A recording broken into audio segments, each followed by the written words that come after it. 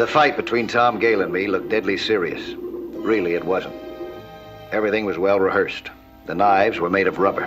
The fight was part of a movie stunt, something both of us were well trained for. I didn't know then that before long, Tom Gale and I would be involved in something more deadly and 1,000 times more dangerous.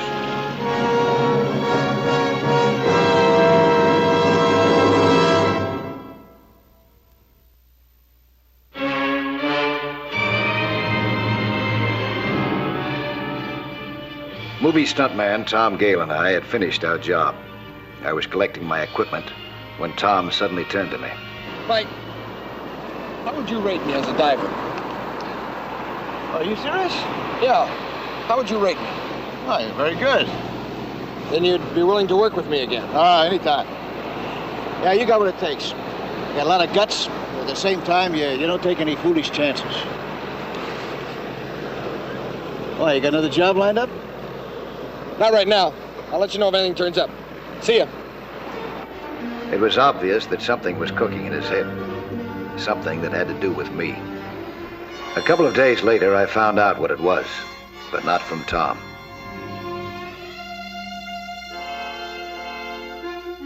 Tom was going to try for the deep diving record. What's more, he expected me to help him. This was something that I had to straighten out fast.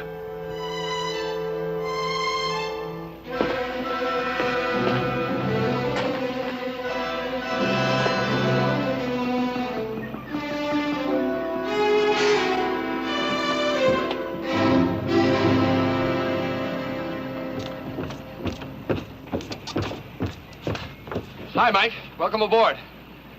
Want to explain this to me? I figured you'd be surprised. I didn't give you permission to use my name. Well, don't get sore. I tried to reach you all day yesterday, but you were out. Well, this is out, too. Call the papers and tell them that. Why? Just the other day, you said you'd be glad to work with me. Not for a stunt like this. Now, Mr. Nelson, just 1 second, please. Now, this is a worthwhile project. I suggest you take it seriously. This is my father, Buster Gale. Well, if you're his father, I suggest that you pound some sense into his head. Well, I never tell him what to do. He's his own man. He wants this record, and I'm here to help. What do you expect to gain by this? Well, I'm a diver. I want to build up my reputation. Believe me, it's not worth the risk. Risk? Why, the Gale family thrives on risk. Maybe you don't remember, but I was Olympic high diving champion 3 times running. This boy's a chip off the old block. Well, no offense, Mr. Gale, but fancy diving is quite different than deep sea diving. Tell them what it's like 300 feet down, huh? And tell them how many men have lost their lives trying to break that record. How many? Over 200. A lot of those guys didn't have the right equipment. And they didn't have you to help. Well, you haven't got me either. Now, let's get that straight. Well, you get this straight, Nelson. If he hasn't got you, he's got me. I'll plan the operation for this boy. I'll get him in condition. I'll make sure if he wants this record, he gets it. And believe you me, when a Gale wants something, he does get it. Hi, honey. This is Mike Nelson. It's my wife, Mike. Hello. I'm so happy to meet you. My husband's always talking about you. Are you going to help him? No, he's not. But you say he's done so much to promote skin diving. Promote it, yes. But damage it with a foolhardy stunt like this, This is a job for the real pros, for the Navy. It's got the equipment, the skill, and it wouldn't be just a publicity stunt. I'm sorry, Mrs. Gale. You call the paper about that, Tom. Don't worry, boy. The old man will take care of everything.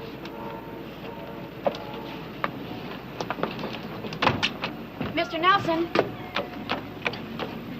Mr. Nelson, Mike's the name. Mike, please talk to me a minute. Okay, sure. It's very dangerous, isn't it? Yes, it is. Very. Can't you talk him out of it? I tried. Can't you? I can't fight both of them. Yeah. His father wants that record real bad. Even if it costs his son his life. You can't let it happen, Mike. You just can't let it happen. How can I stop it? I don't know, but you can't let Tom kill himself. Please, Mike, please.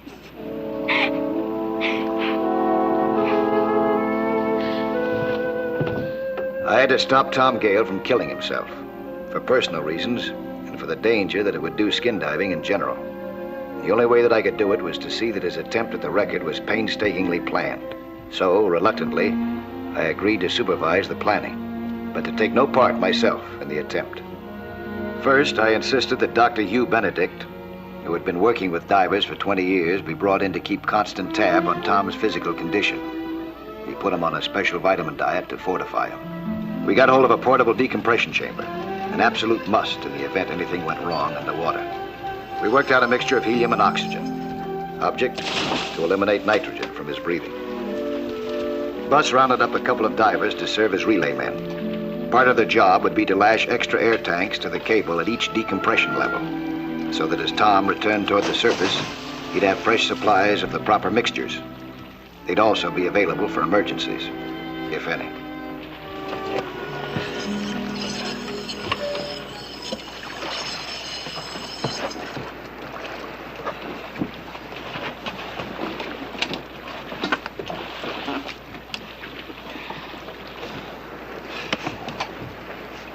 Synchronize, huh? 327.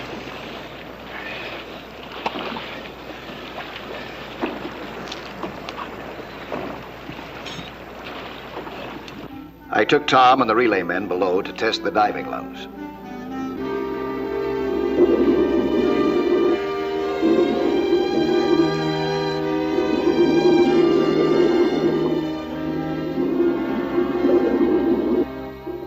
I showed them the best way to lash the extra air tanks in place.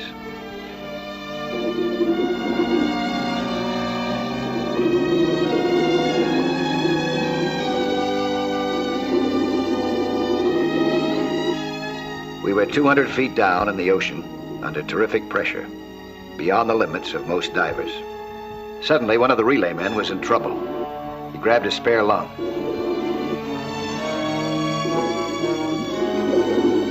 He was starting to surface, but without proper decompression. A fatal mistake at a depth where there is no margin for error. I swam to his side, helped him with the extra tank. I checked his valve, but couldn't find anything wrong. He had obviously panicked.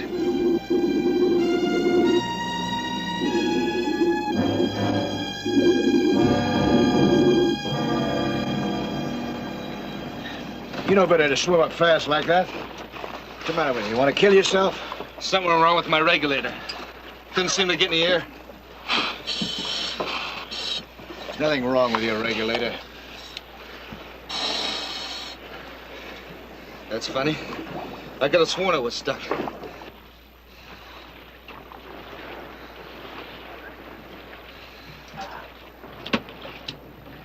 Charlie's got to go. Why? He spooks at the slightest thing down there. What are you giving us? He's been skin diving since he was a kid. Yeah, that might be. But there was nothing wrong with his regulator. If there was anything wrong, it's Charlie. Look, Mike. Charlie's father is Bill O'Neill, the movie producer. Now, we're trying to promote a picture deal. Promote whatever you want. But let's get rid of Charlie, huh?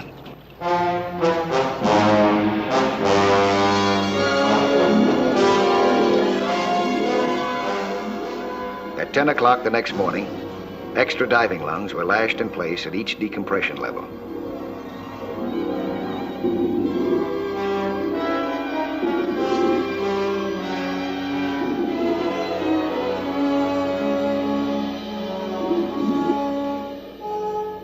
On the surface, it was like a county fair. Tom posed for the news photographers with the official judge, Lieutenant Dan Taylor of the Navy's Underwater Demolition Reserve.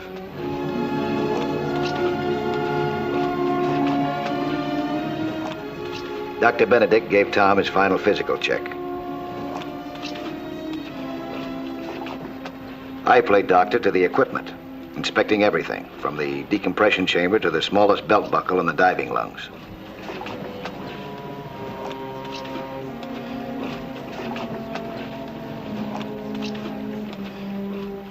The relay men returned to the barge and reported that the extra air tanks were in place.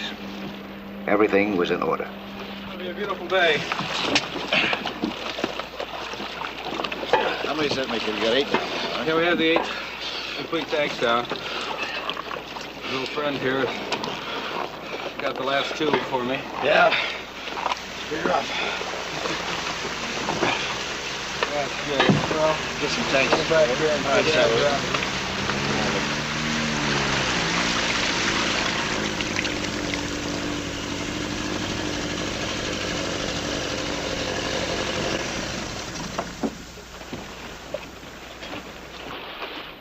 Hiya, Mike.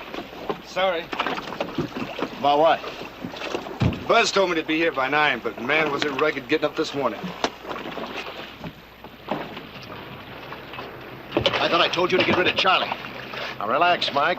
I want him in on this. It'll put us in good with his old man. Not if he drowns himself.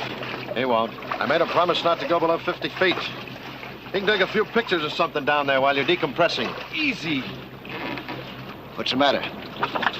Shoulder's a little stiff, just nerves. Down there, a shoulder cramp can be fatal. Nelson, you've been dragging your feet the whole way, trying to make trouble at every turn. I'm trying to stop trouble. That's why I'm here. I think you're here to stop Tom from breaking the record. What?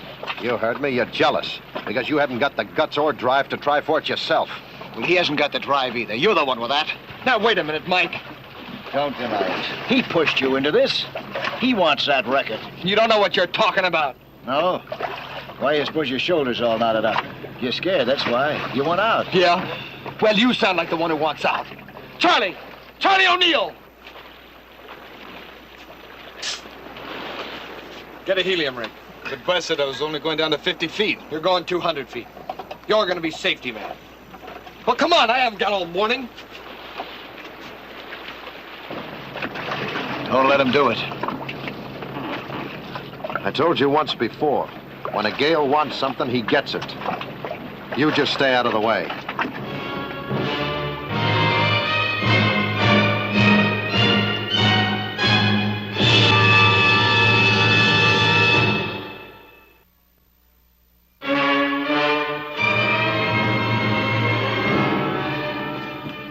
At 11 o'clock, Tom Gale was ready to dive 380 feet into the ocean. Deeper than any other skin diver had ever gone before. We were anchored over a 400-foot trench, chosen because there were no underwater currents. I had a dozen reasons to doubt that he'd make it, and a dozen more to worry about his safety. Honey, maybe Mike is right. Forget about Mike. Folks, when they haul up this cable after my dive, you'll find my wife's scarf tied below the 375-foot mark. Let's go. I was against the whole deal. Tom was being a fool, so was his father. But I couldn't just stay on the sidelines and wait for Tom to drown himself.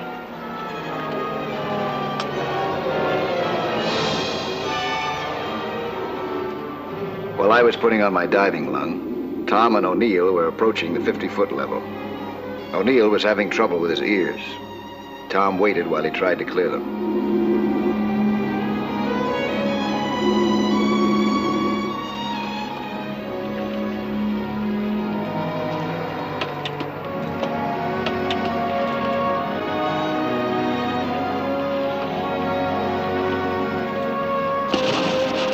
At the 100-foot level, O'Neill was still having trouble with his ears. He could hardly bear the pain, but he was afraid to keep Tom waiting any longer. I managed to clear my ears at once.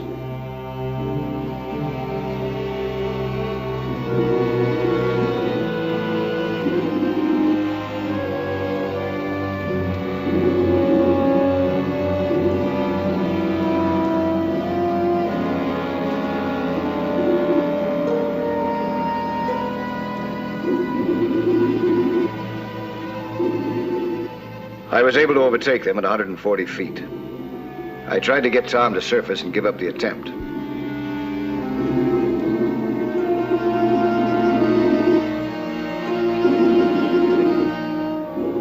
When he refused, I had to send O'Neill back to the surface, and I headed down to take his place. Meanwhile, on the surface, it was time for the two safety men to swim down and wait for us at the first decompression level.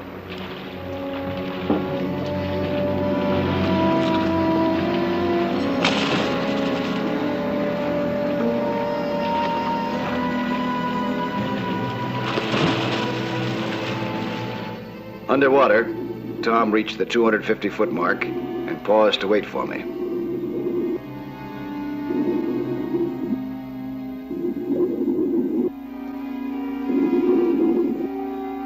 I was to maintain a station there for the 4 minutes we had scheduled for him to dive to the record depth. He was to tie his wife's scarf to the cable and return to me.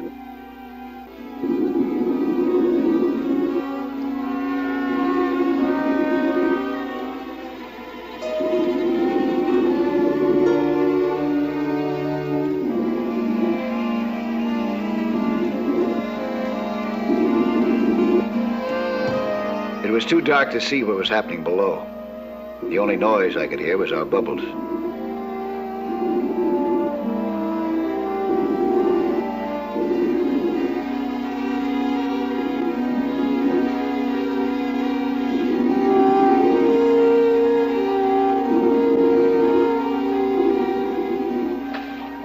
And there ought to be a signal in a minute or two. What kind? Well, if Tom breaks the record, he'll release a white ball. If he doesn't, but he's safe, a green one. And if he's not safe?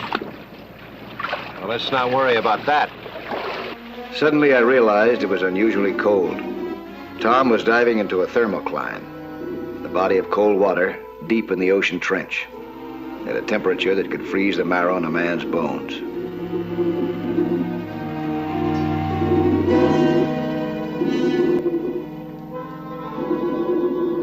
Down below, Tom made a supreme effort and reached his goal. He should have been thinking of the time and temperature.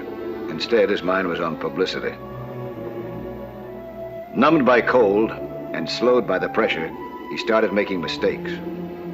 He tried to tie the scarf to the cable, but his gloved fingers were too awkward. Even without the gloves, his cold hands were clumsy, and already so stiff that he foolishly let the gloves get away from him.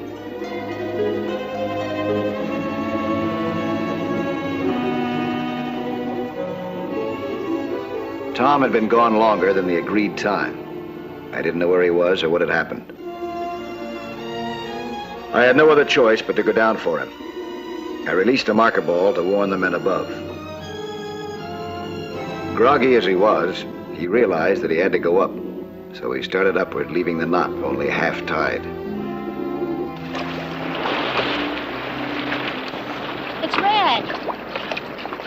That's trouble, isn't it? Yeah. Tom agonizingly made his way back to the 320-foot mark.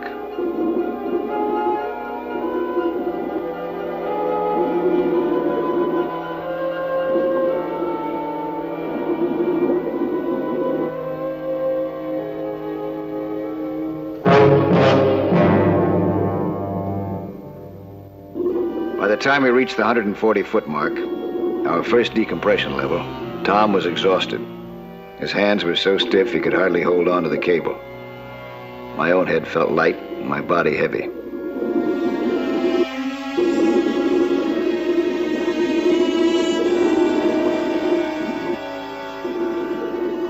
I turned Tom over to the relay men. It was their job to give him a new mixture of gases to breathe.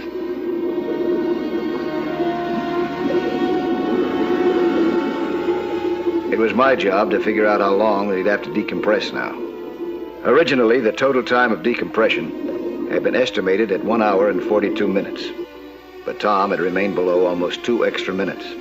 That meant that his decompression would have to be extended to almost 3 hours. It was impossible to keep him down that long. He was too exhausted. There was only one thing to do: send him to the decompression chamber on the surface.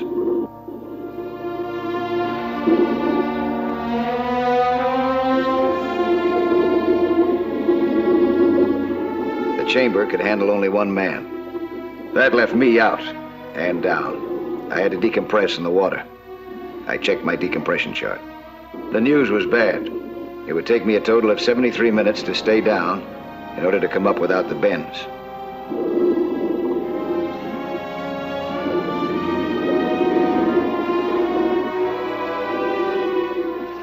In the meantime, Tom was placed in the decompression chamber.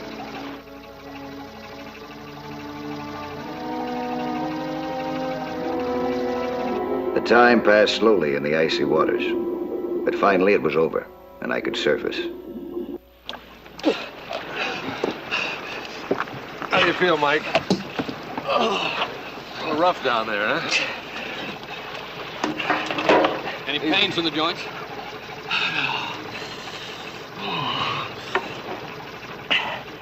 How is he? How's Tom? Hard to say till he comes out.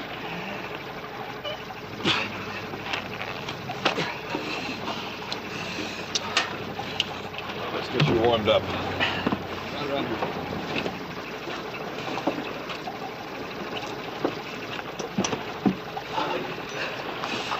Well, he did it, Mike. Broke the record. Tied Sandra's scarf at the 380-foot level. Congratulations. How much longer's he got to go? About 10 minutes. Hi, Tom. How you feeling? I feel great. Just a little.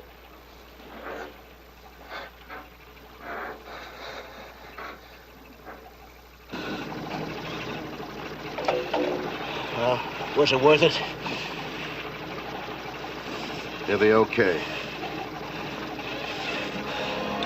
In the meantime, the official observers began to haul up the cable to verify whether the world record was better.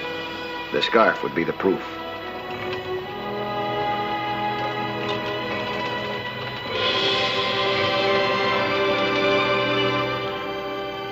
The moment when a man comes out of decompression is always rough. No matter how good his condition seems, there can be serious shock, even heart failure. Put us in the blanket, huh? Would you like some water? Right there. Good walk. Will he be all right? You'll need a week in the hospital. How do you feel? Awful. But I did it. I broke the record. Sure you did, son. Hey, Lieutenant. How about it? What's the exact measurement? I'm sorry, there isn't any. The scarf wasn't on the cable. What? What do you mean? I tied it there. I know I did. Must have slipped off. And the whole thing was wasted?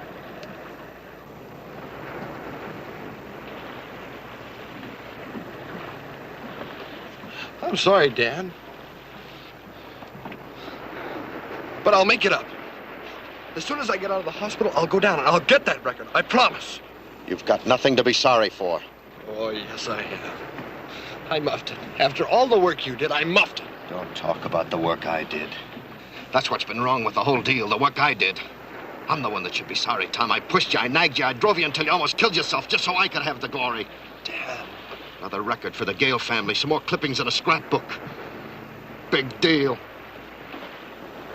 Well, that's all over with, boy. Don't ever try it for me again. I've loused you up enough already. Thank you, Dad. Thank you. Come on, let's get him to the hospital. All right, hoist that anchor. We're shoving off. Buzz? Nice work. Thanks.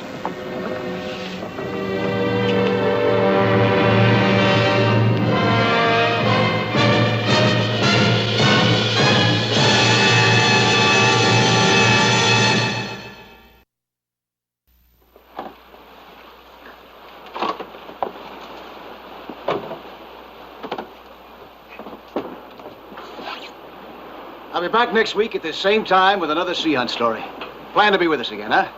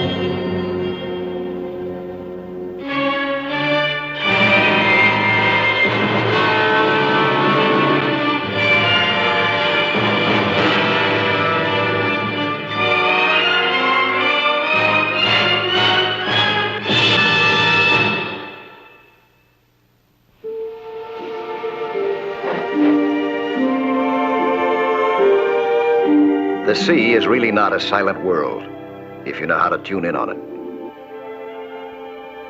With an instrument called a hydrophone, an underwater microphone, you can listen to the sounds made by sea life. In fact, to anything that goes on in the ocean. I was testing a very special set of highly sensitive hydrophones, which I had rigged up as a unit. To my underwater phones, a whale sounded like blasts on a tuba.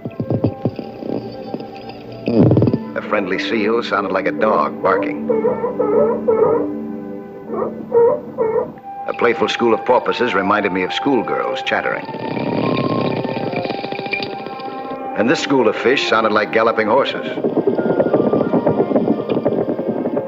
I was making recordings of these sounds. Later, scientists at Marine Land of the Pacific would play them back at different speeds and analyze them to help solve some of the mysteries of the sea.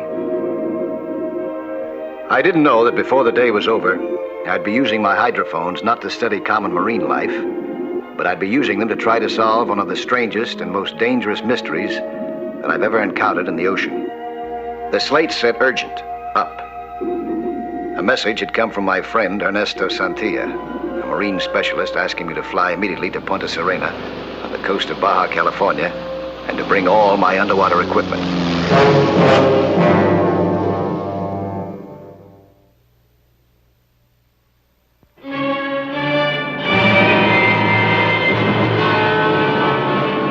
Several hours later, we were over Bahia Blanca on the coast of Baja California.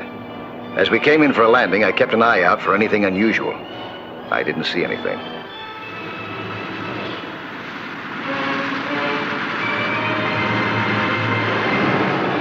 We landed in the bay and taxied toward Punta Serena. Ernesto had left a truck and instructions for me in town. An hour later, I drove up the beach into his research camp. Tanks, hydrophones, and all.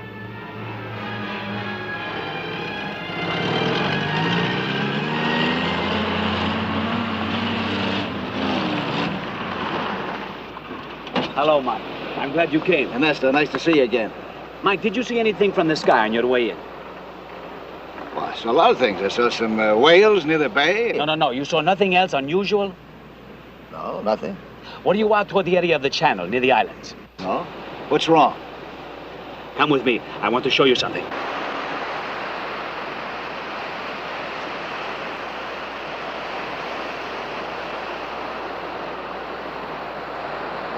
I'd like you to look at that net. Got a hole in it. What's so unusual about that? This man, Julio, is prepared to swear that this hole was made by something as if from another world. A sea monster. Sea monster? That's right, a sea monster. He describes it as being so powerful that it makes the whales leap from the waters in fear. Well, a killer whale will do that too, you know. He says it set up an underwater turbulence that made the bell buoy in the channel ring as if the devil himself had hold of its tongue. You actually get a look at this sea monster? Sí, señor. He describes it as having long wild hair and eyes that burn. No, these are reliable men. They have been professional fishermen for 20 years. I know them both. They are very, very certain of their story. You see it too? Hernando had seen it the day before, at exactly the same place, at exactly the same time of day, 4:30. So they think it may come into that area at that time to feed. They differ in one way. Hernando saw no streaming hair. He describes it as being shining and circular, like a flying saucer. But they only got a quick glimpse of it, huh? Yes.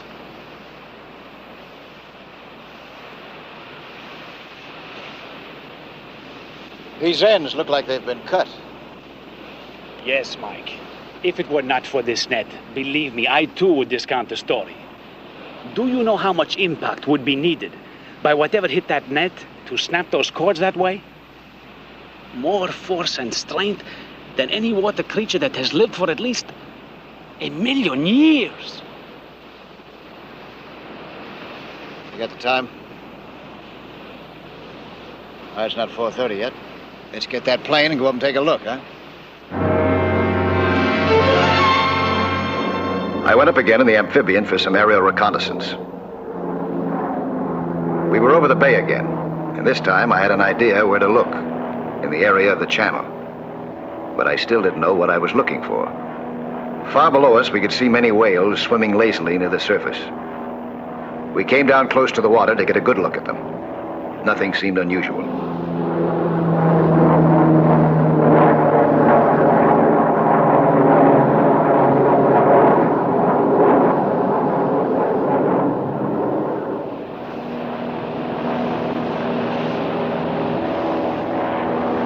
All of a sudden, a huge whale leaped out of the water as if terrified. Then another. And another. The whole herd was running and leaping in panic. We couldn't see what was causing it all below the surface. But there was something. I couldn't doubt that anymore. We went back to the camp to study the problem. We considered every possible angle. We studied charts, calculated currents, and consulted many of Ernesto's books. We knew that many supposedly extinct sea creatures had been discovered alive in recent years. Still, I couldn't accept the idea that any sea monster could create such a turbulence, panic a herd of whales, or push right through a heavy-duty net. Ernesto couldn't accept it either. But what other explanation was there? I decided that there was only one thing to do: collect data on it, right there in the water as it passed. We might be able to get a look at it, or even photograph it. And with my hydrophones, we could at least record sound data on it. Julio agreed to be our guide. To solve this mystery of the sea, we were ready to risk our equipment, and perhaps our lives.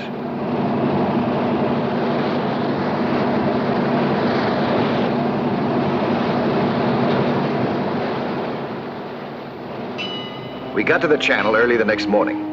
That gave us many hours to prepare, but we didn't know what we were preparing for.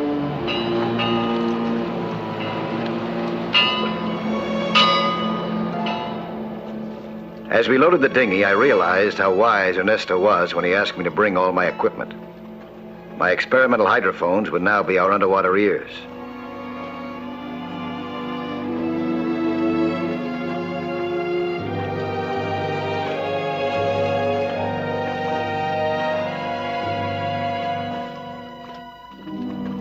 We agreed to place them at specific angles and depths in relation to each other.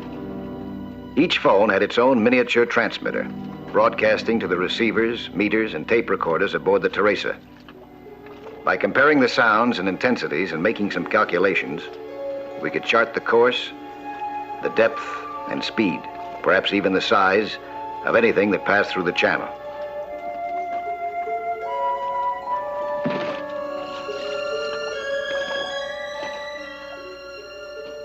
Julio rode me around in the dinghy as one by one I carefully set out the units of our underwater sound network.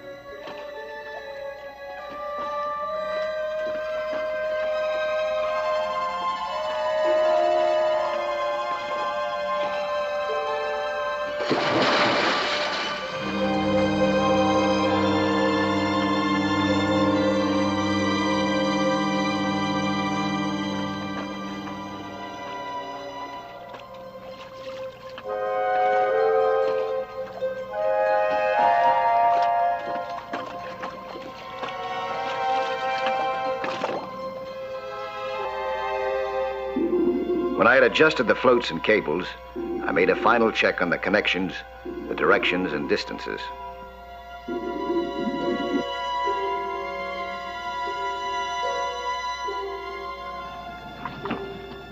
When I returned to the boat, Ernesto was already testing the system and was ready to work the controls.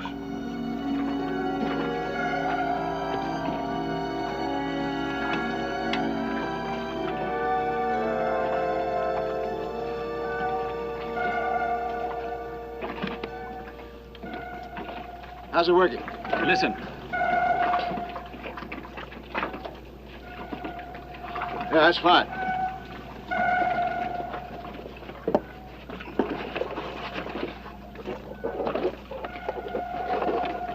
You are not going into the water again, Mike. Yeah. I just changed my tanks. These are full ones. The time is now too close. It will be too dangerous until we know what we are dealing with. Well, that's why I want to get a good look at it. I can see much better down below. The boat is the safest place for all of us, Mike. I will not consent. You brought me down here because I'm supposed to know my job. Let me do it, huh? My way.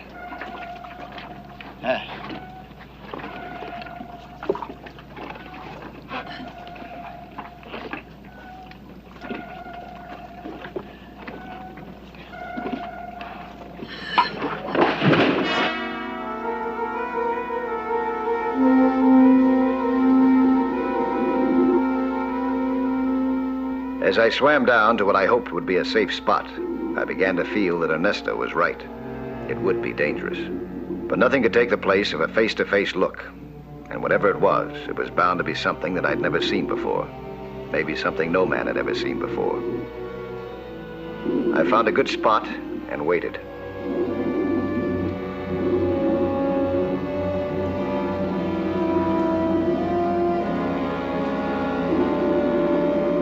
Aboard the Teresa, Ernesto and Julio waited too, as the minutes ticked by. If the pattern remained the same, it would be on top of us in a few minutes.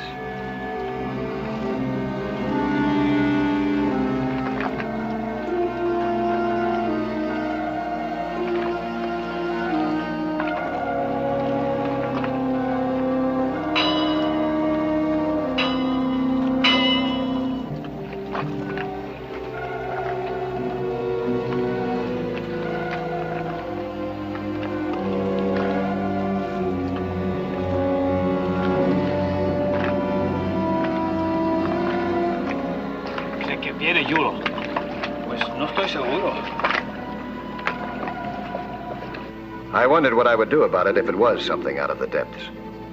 But even if I had wanted to change my mind, it was too late now to get back to the boat.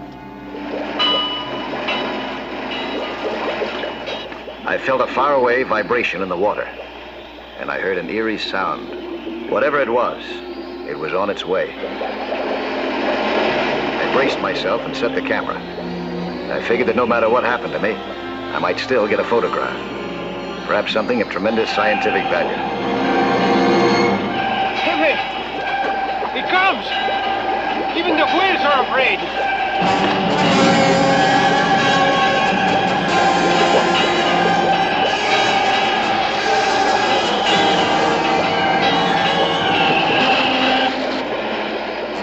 The turbulence hit me like a pile of bricks. There was no fighting it.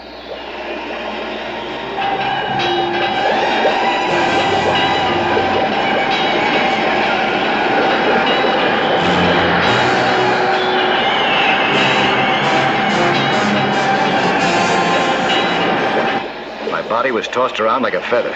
I was turned over and over. I knew that I wouldn't be able to get a picture, or even a look. I wondered if I lived to tell what had happened to me.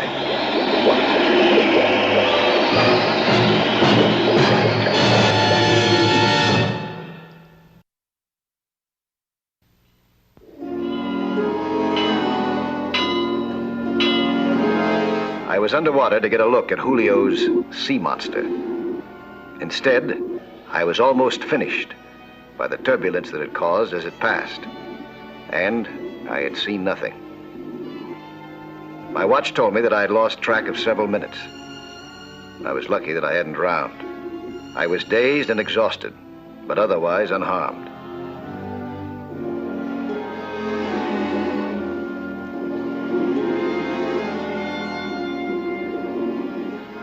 As I surfaced, I looked around for some trace of the thing, but saw nothing.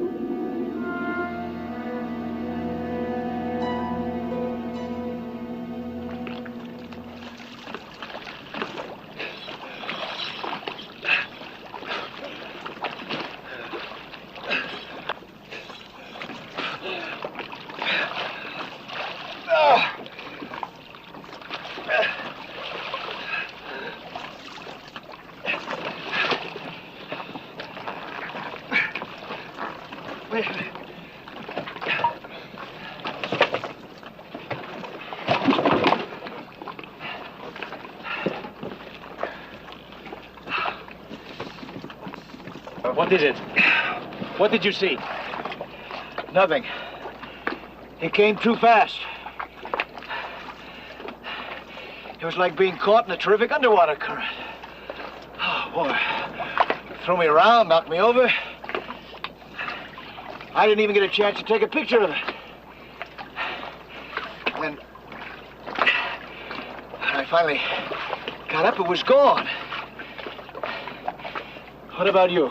Did you see it? Well, we each saw something different and really did not see anything. You were right, Michael. Its speed is fantastic. Nothing is sure. But the hydrophones picked it up from the beginning. After you rest, Mike, we'll play it back and start our analysis. Okay.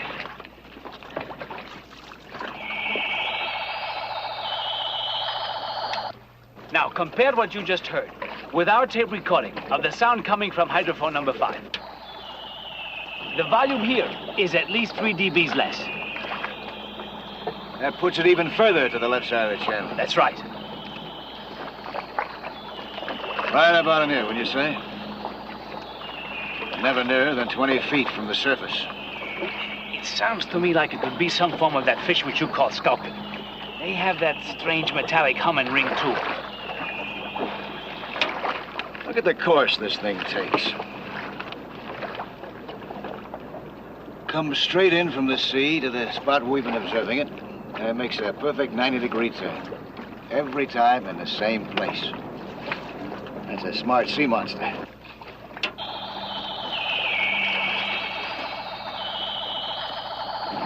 Every time I listen to this thing, I can't help but think that...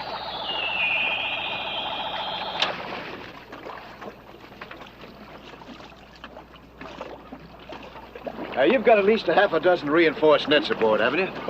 We have 8, Mike. Well, if it's okay with you, I'd like to stretch all 8 of them in a row, one right behind the other, across the channel. Starting from this point. Right here. So as to slow it up just long enough to get a real look at it, huh? That's right. Maybe take a picture of it, too. And if I'm lucky, even disable it. At least it'll give us a chance to find out what we're up against. We can keep it there for just a half a minute. What do you say? You willing to risk those nets of yours? I'm afraid it'll probably go through the first 3 or 4 of them, but I think the rest of them will hold it. Yes, Mike. If you will agree this time to stay on board with us. Until we have something in those nets, then I'll go down and take a picture of it, huh? Okay. Well, we have until 4:30 tomorrow. We got a lot of work to do. Let's start rigging those nets, huh? We worked the rest of the day and all of the next, rigging the nets. We finished just in time. We were watching the meter, which measured overall vibrations. If a net was hit, the needle of the meter would jump. It was almost time.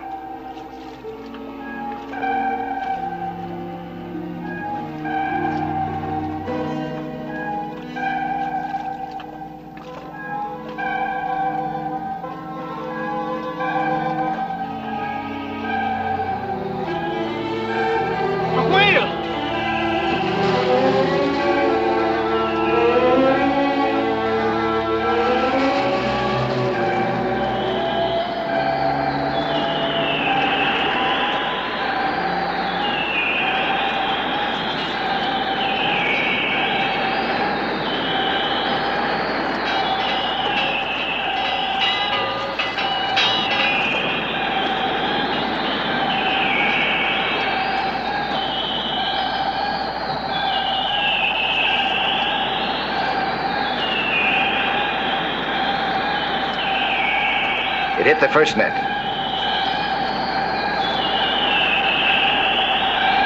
The second. And the third. But the fourth had a different sound. It seemed as if the thing was hanging there. I knew that I might have only seconds in which to look at it. As I sped downward, I wondered what was waiting for me in the fourth net. There was a clean hole in the first net. I swam through it.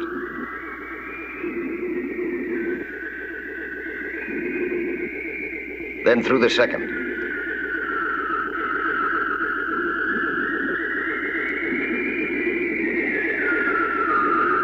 through the third. And then I saw it. It looked like a mass of foaming bubbles.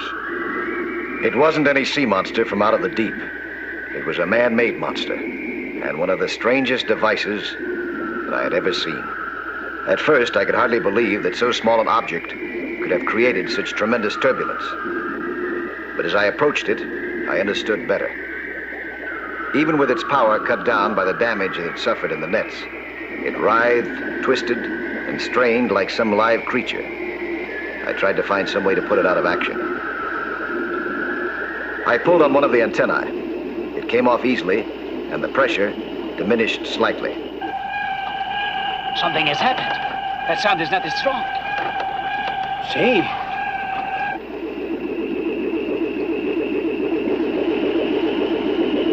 Then I pulled off another, and the whole mechanism quieted down.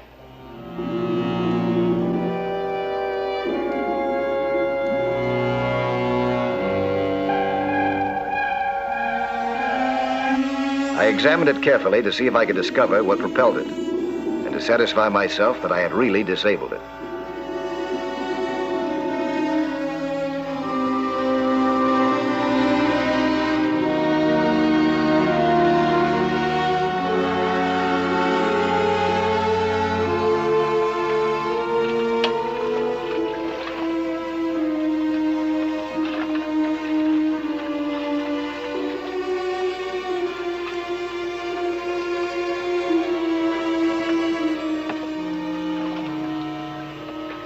There he is! He's safe! He's safe! Call Naval Intelligence!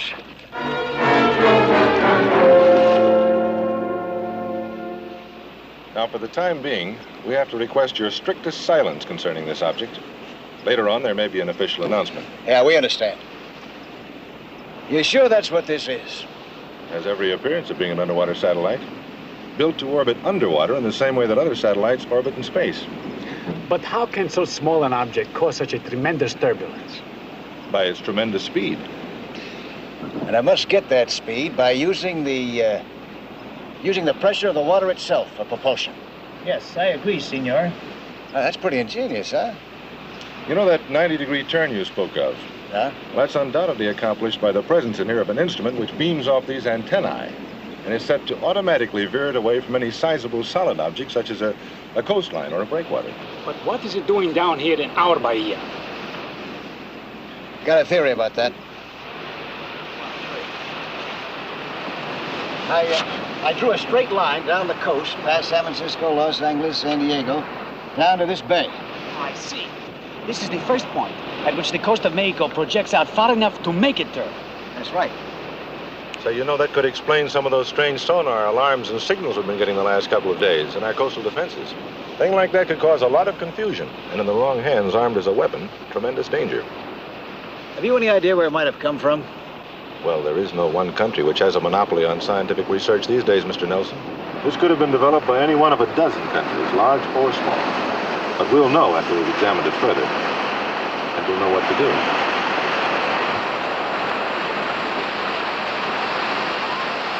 Hey, amigo, what are the burning eyes and the long wild hair?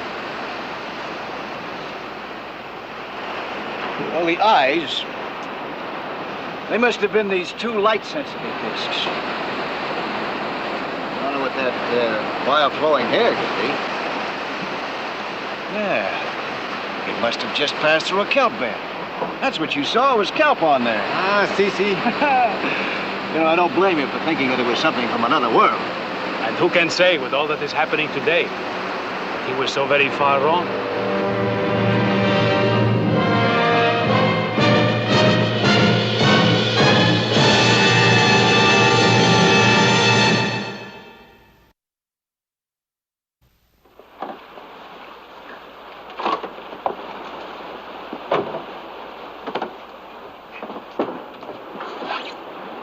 I'll be back next week at the same time with another sea hunt story.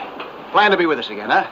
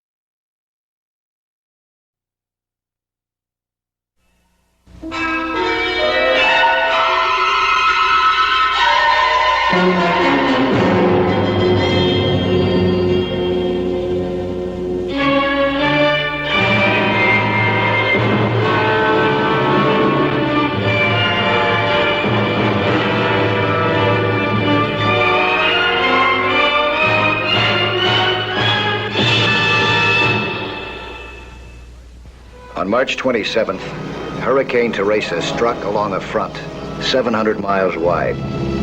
One of the victims was a United States Air Force bomber carrying a nuclear bomb.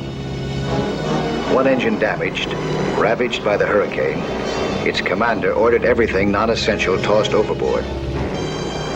The last thing to be jettisoned was the nuclear bomb. It was unarmed, and the commander believed that he was safe in dropping it. He was wrong. The bomb was somewhere on the bottom, in a known sector of ocean. The Air Force didn't know exactly where, or if it had been damaged. They did know that corrosion, the electrolytic action of seawater, would start immediately. That in some parts of the sea, this action is much stronger than in others.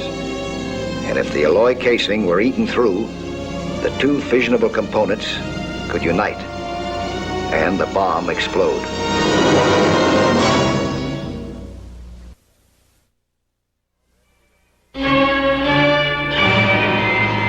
The bomb had to be recovered fast, but it had fallen in the coastal area of another nation. No official expedition could be sent without causing panic.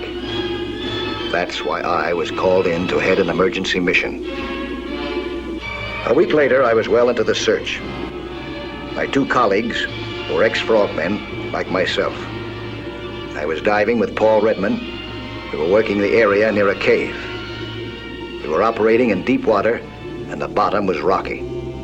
But the big problem was time. We had to find that nuclear bomb before the corrosion got too far.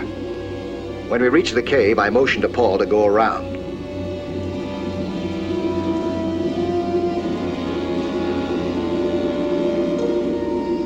The pressure must have been affecting him because he ignored my order and the rules of diving procedure too, and went in alone.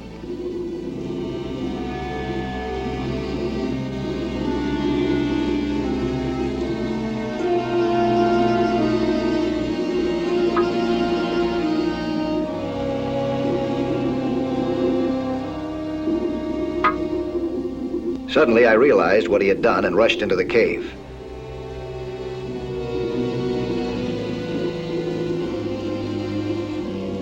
But by the time I reached him, he had become wedged into one of the narrow passageways.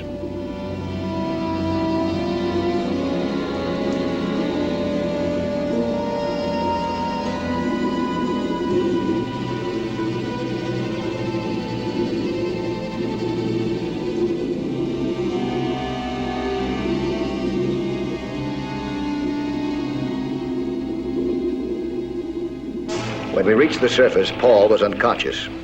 I knew that he must have swallowed a lot of water.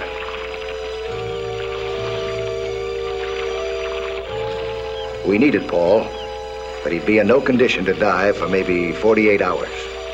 I wasn't too sure whether we still had 48 hours.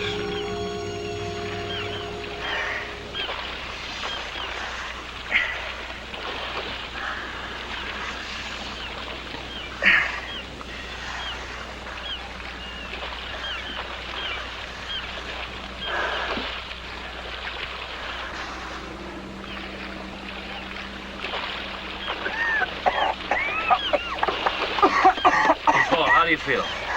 Like a dish rag. Put him over here. Right. Get this thing away. Sorry. My fault, Mike. Get a blanket.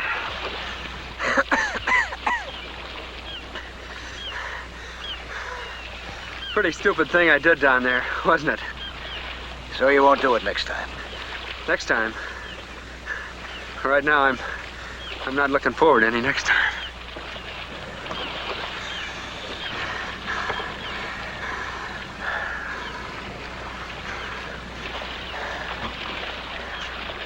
When we'd arrived 4 days ago, I'd put a piece of metal into the water to test for corrosion. Looks like a piece of Swiss cheese. And that's after only 4 days down the water. Look at that. We had less time than we thought. Yeah, that whole Navy task force out there waiting on us. Think they could send us any divers? There's not a chance.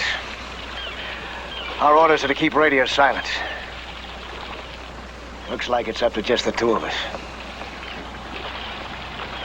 Hey, look.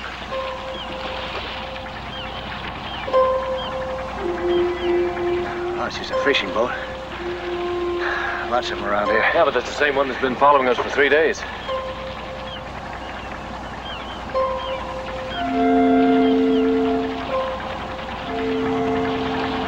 You think those are the same divers? Why else would they be hunting here? These are my fishing grounds.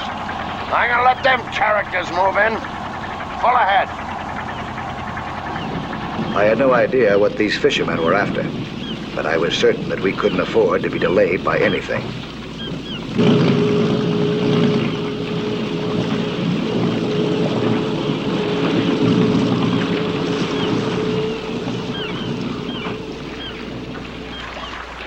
Hi, I'm Mike Nelson.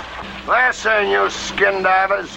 You jokers in them rubber bunny suits are ruining my fishing. Get out. We're running a survey. We'll be finished soon. You're finished as of right now.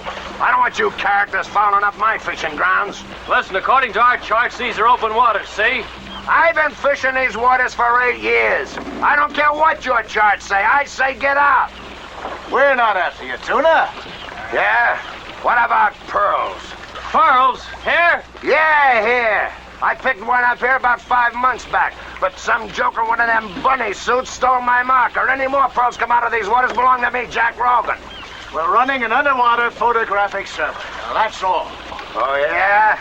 That's what you say. I don't believe you. Get off my deck, Rogan.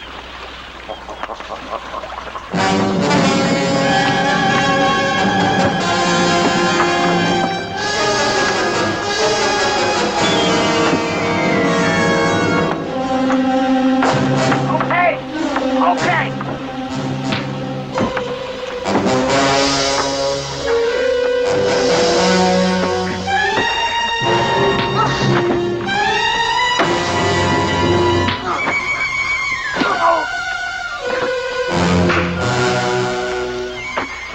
How will you get off my boat? Come on, you up, gone. Duh!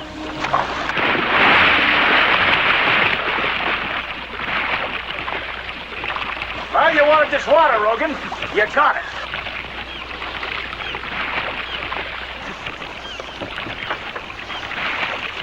Hey, Dutch, give me a hand.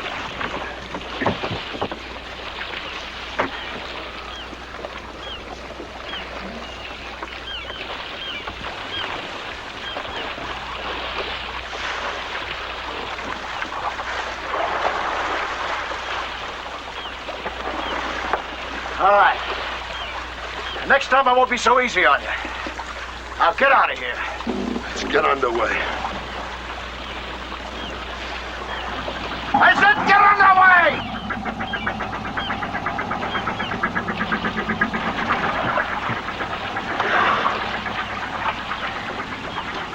Nice going, Paul boy. You go down below. Take it easy, huh? Right, okay.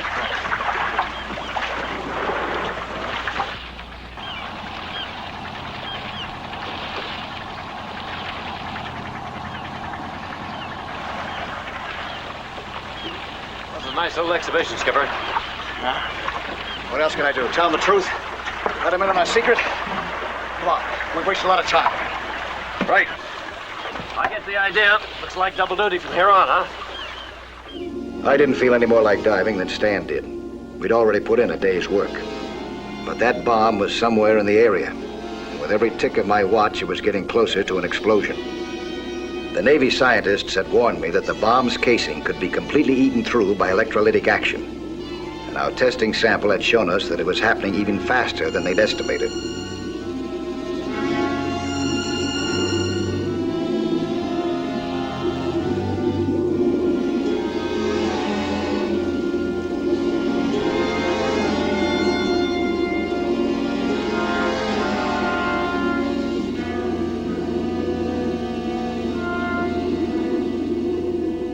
Stan spotted something. It was the wreck of a barge.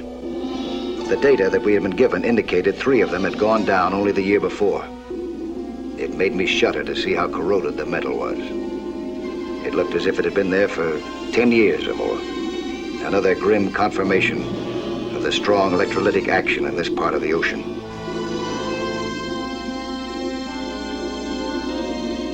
We were searching systematically by spiraling outward from a fixed point. Eventually, we'd find it by that method. But when? Then we saw something that looked like the bomb. For a moment, I thought it was. But it was only a few oil drums, probably off a freighter.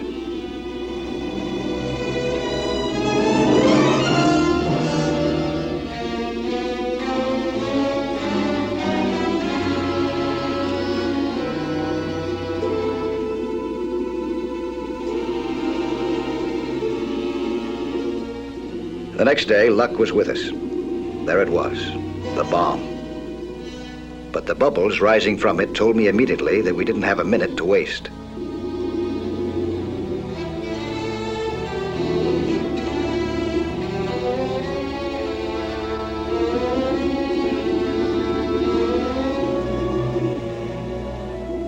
We examined it and found it in even worse condition than we had feared. Besides, it was wedged in the rock so tightly that I didn't know how we could move it.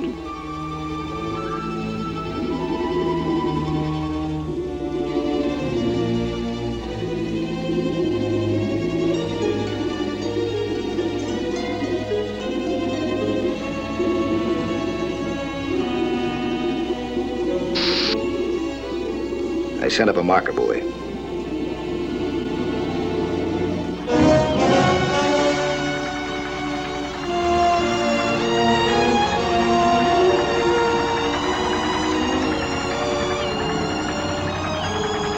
That's it. They found that pearl then. You sure, Skipper? You think they're just playing with balloons? Well, I'm not fooling around either. They just bought themselves a peck of trouble. Let's go.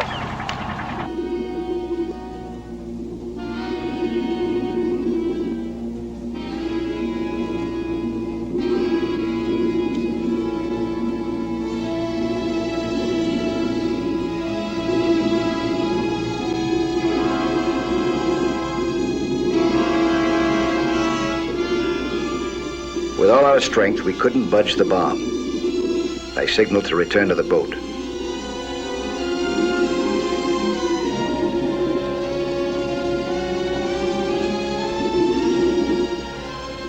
All of a sudden, I looked up. We were being surrounded by something that looked like a giant shadow.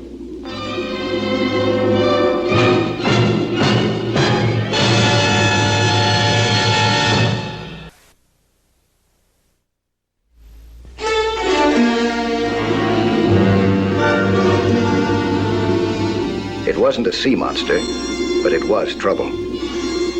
I knew it must be Rogan. He had used his trawling net and had scooped us up like a pair of oversized tuna fish.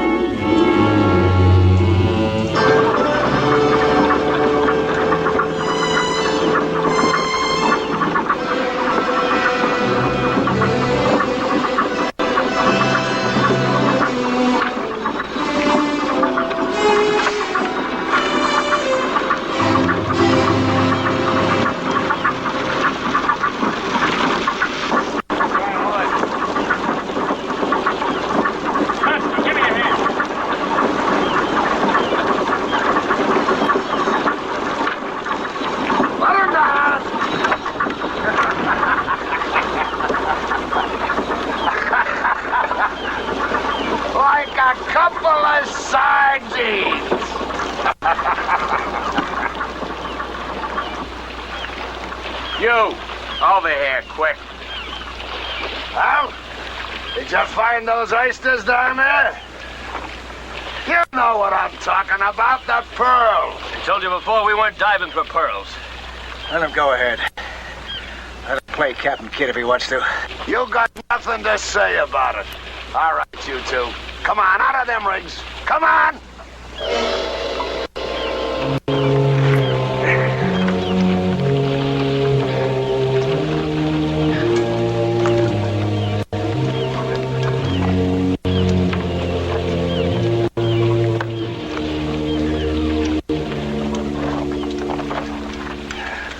Come on, snap it up, Dutch. You don't really need this thing, do you? I guess not. We won't be down there that long. How do you put this stuff on? I never worked with this kind of rig before. Yo, good man. You don't like him, huh? You want to get rid of him. Is that why you send them down? Shut up, Nelson. Scuba diving takes time to learn, you know. But what's more important, those tanks are half empty. Nelson, I told you before, I don't believe a word you say. I was down on my first diving rig before you were old enough to wrestle a herring, and a hard hat, too. And I worked with these things a couple of times. Nothing to it. All you do is blow in here, and then you breathe in.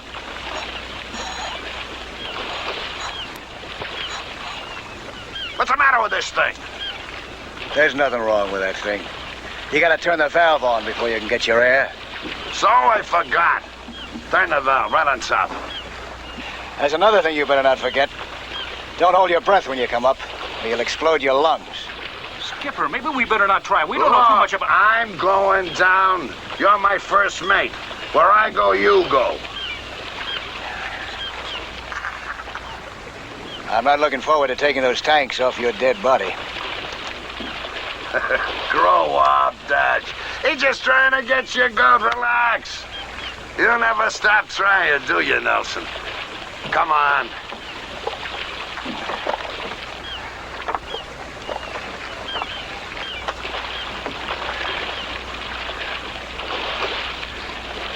All right, Chonsky. Keep an eye on him. We'll be up in a minute with the pearls. Gotcha, Skipper.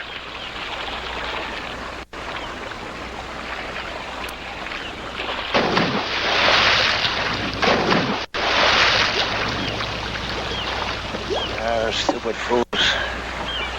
We got half the United States Navy out there. We can't do a thing about it. Well, we could send up a flare. Hey, Mike, what happens if friend Rogan spots that bomb? There goes another top secret. Yeah, that doesn't bother me too much. I don't think you'd be able to tell the difference between that and any other piece of wreckage. But it's that bomb casing. Pretty corroded, huh? I had a long, close look at it. It's plenty corroded. And if that casing goes... We'll have a very noisy funeral. Knock it off, you guys. Don't try anything with me.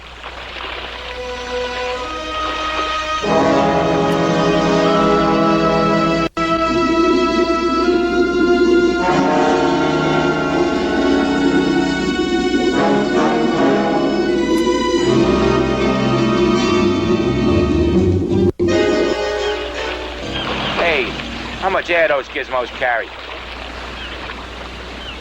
Just about used up by now.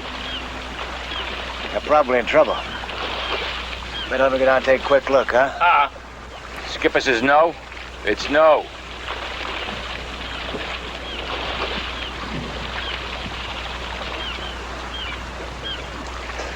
Hey, Chatsky, the skipper's in trouble! All right, come on. Call it forward on a double. Yeah, cover.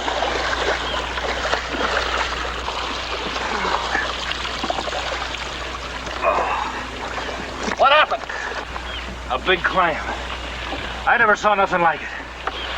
A real monster. It's got the skipper.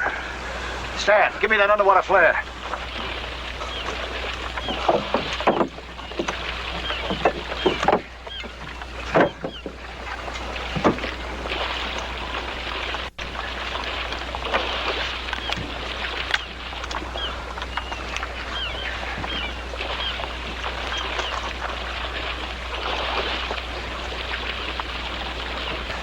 You better hurry up.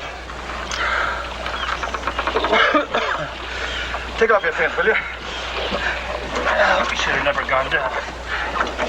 Hurry up with that flare! I got it.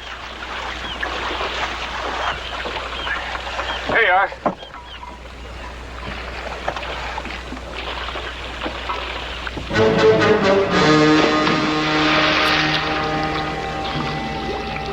Rogan was in trouble, all right. His arm was trapped in a giant clam. His air was almost gone, and he would soon have drowned. I tried to pull the shell apart, but the grip was like a steel vise. I didn't want to use the flare if I didn't have to, for fear I'd burn Rogan as well as the clam. I hacked at the muscle with my knife, but I didn't even dent it.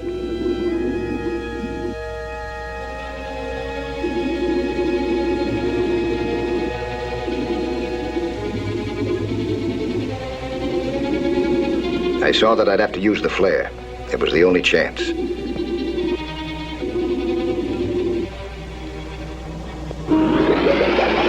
I lit it and shoved it into the clam.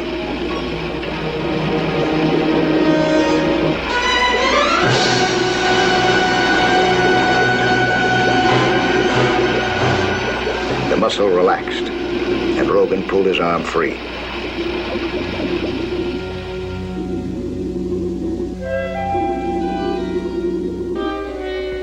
I helped him up to the surface.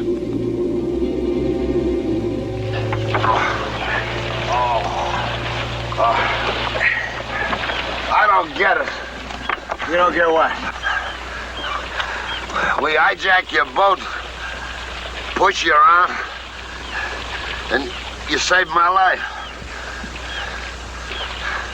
What kind of a guy are you? I'll tell you what kind of a guy I am. Guy who needs your help. How about it? You'll need my help. You got it. I'll tell you what I need.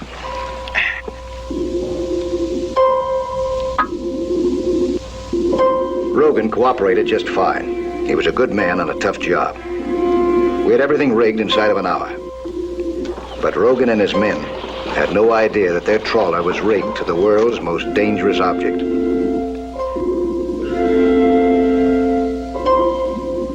I stayed underwater to help with a crowbar.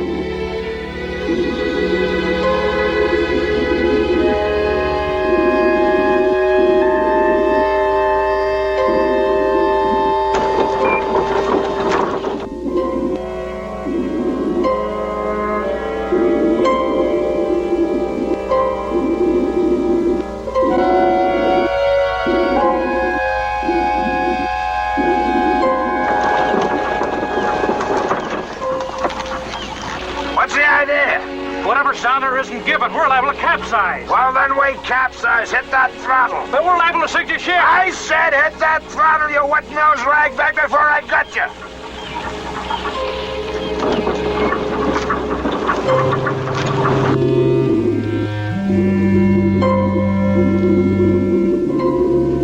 But even Rogan's heavy winch didn't seem to move the bomb. He gave it everything that his equipment could stand. And finally, it broke loose.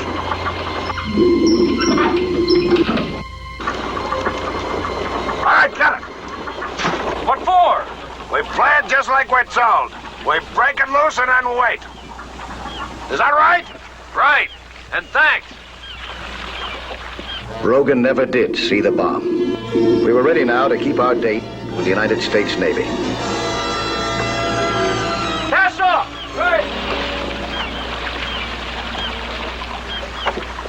Thanks again, Rogan. Just one thing more, Nelson. When you get into port tomorrow, will you tell me what this is all about? I'd like to, but,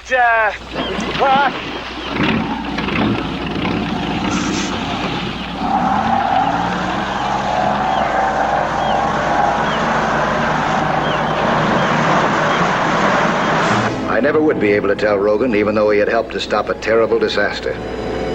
We were on our way to the Navy Bomb Disposal Squadron. Without causing diplomatic difficulties or panic, our three-man unit had accomplished everything that a task force could have done. Our mission was completed.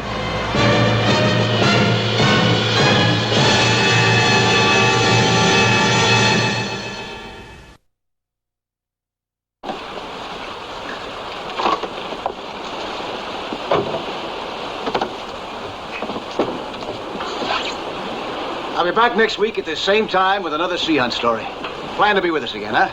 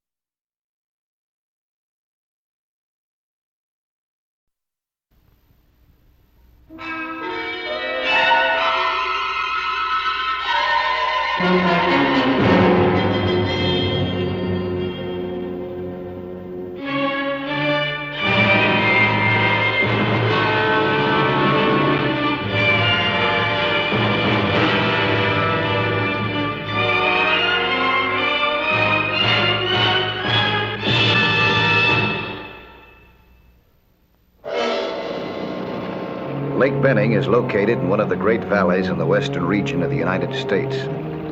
I was on its southern shore at a ballistic missile test center. My assignment was to train a crew of frogmen to recover nose cones underwater as quickly as possible. Missile on course. Point of impact 7 miles. 220 degrees. Go, man, go. Working against time was difficult, but we realized its importance.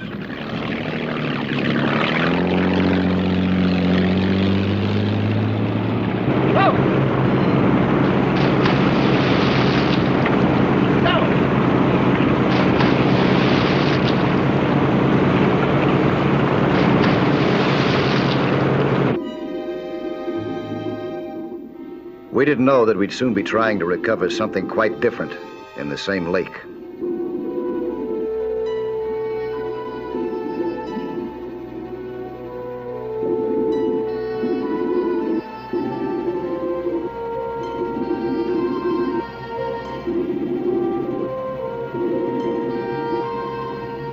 Something even more important and deadly.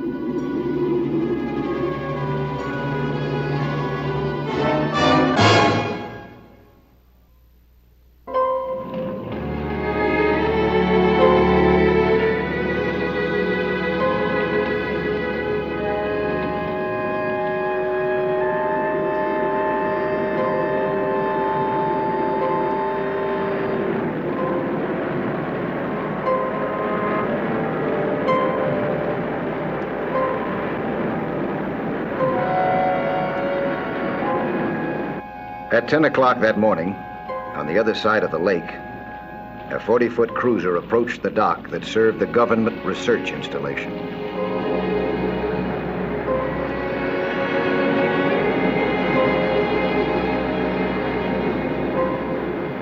It was traveling slowly for a reason.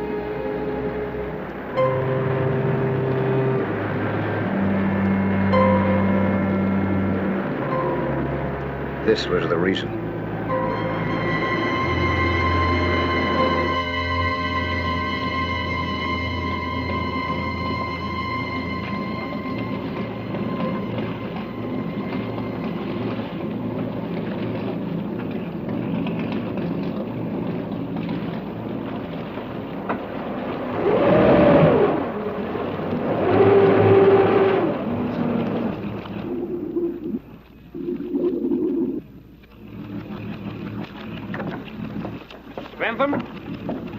I'm Bentham. Captain Stevens, security officer. May I see your clearance papers, please? I've already been cleared by your Los Angeles office. I know, but we have to verify it again. It's a classified project. I'm here to see Dr. Schiller. Yes, I know. He's on his way. I'm sure you'll find those papers all in order. Max! Hello, John. Good to see you. It's been over a year. You're looking fine. And you look overworked. No need checking those, Captain. He knows almost all we know. How long did we work together? 5 years? Come on aboard, Max. All in good order, sir. And good fishing. Thank you. You know, I can't remember the last time I spent a whole day fishing. Well, it's your own fault, Max. I always told you. Relax. Live a little.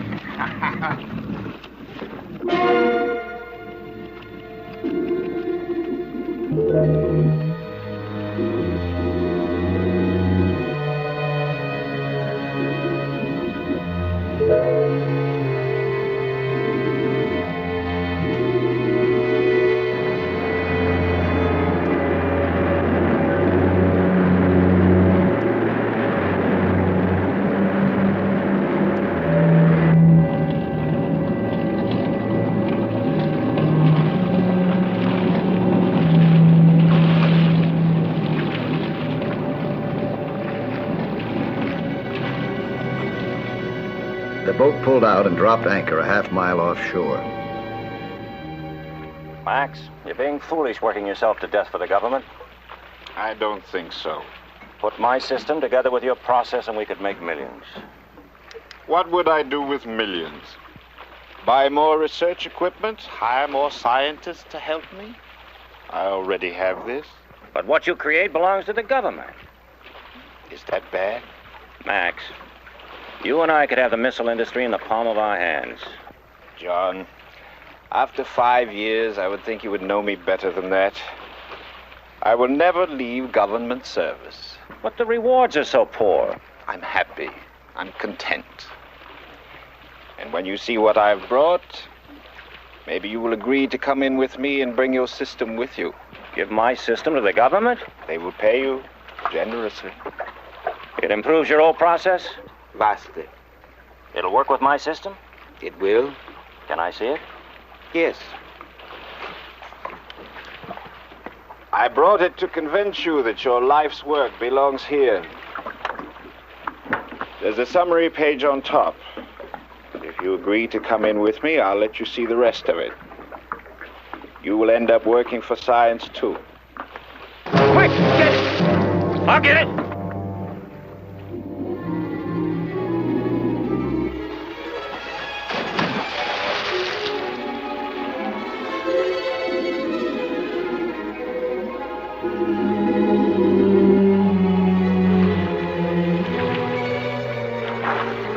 Did you get it?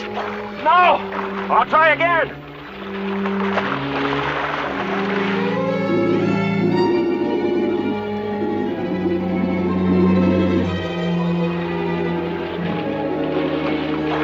I couldn't find it!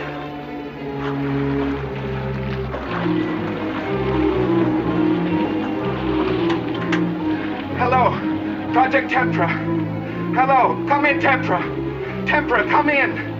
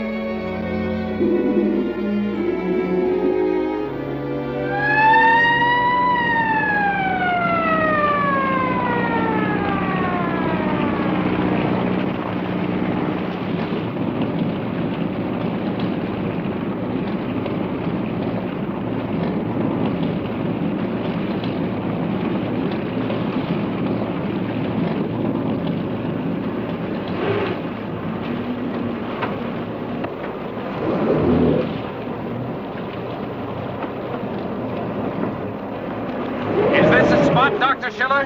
Yes, it is. Okay, Mr. Nelson. All right, fellas, let's hit it.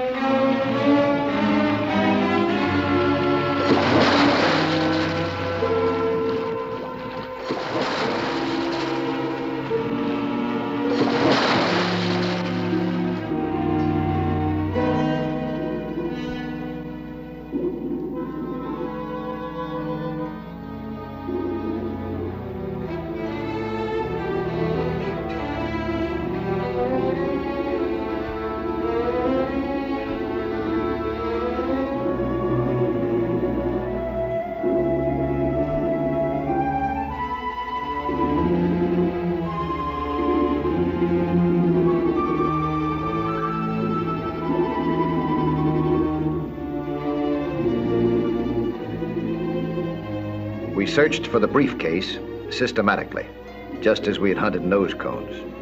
The water was very clear. We didn't find anything.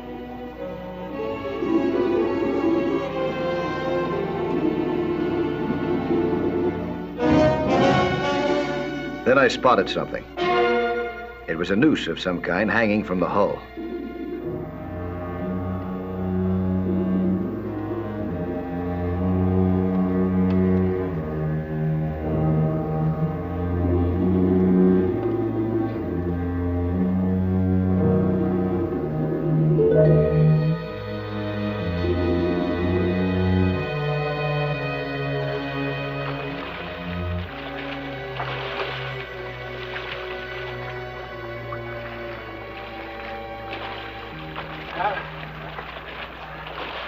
Sorry, Dr. Schiller.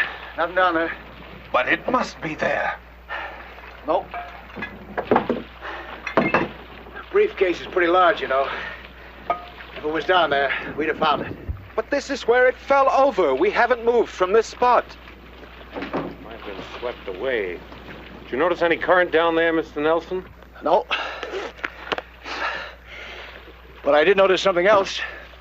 What? Well, when I was in the Navy, we used to tow fellas underwater sometimes. What are you getting at? There's a line attached to your bow. It's underwater. A line? What do you mean, a line? A line that might have towed a diver that was hidden beneath your boat. A man I towed here, I suppose. Max, what kind of fools are these men you're working with? Wait a minute. I didn't say you had anything to do with it. Dr. Schiller, how old do you know Mr. Bentham? Well, we worked together at the university. That was some years ago. I know him as a colleague. I mean personally, how well do you know him? I know. John, what is the line doing there? You're all insane, every one of you! We're wasting time. If there were a diver down there, he's getting away. Sergeant, take this boat and crew back to the base. I refuse. And hold that man. I insist on my rights. You have no authority for doing this, Captain. Mike, we've got to get that diver. How do we go about it? Just like recovering nose cones. All my men are ready. Let's go. Okay.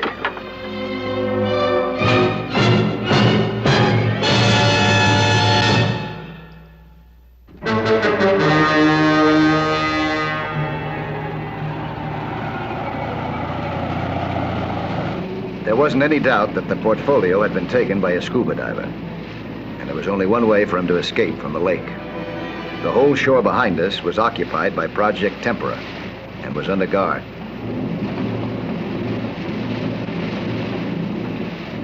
He had to go across the lake. It was a long haul.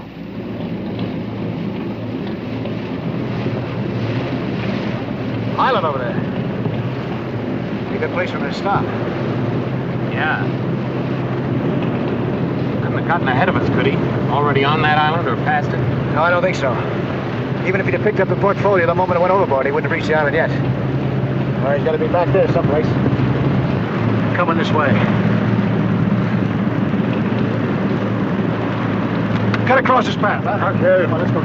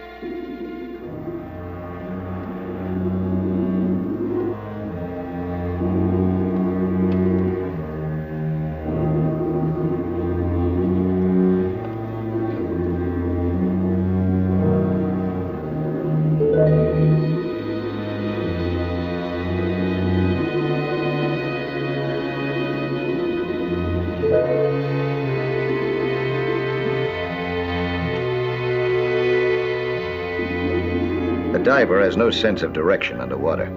We have to rely completely on our compasses.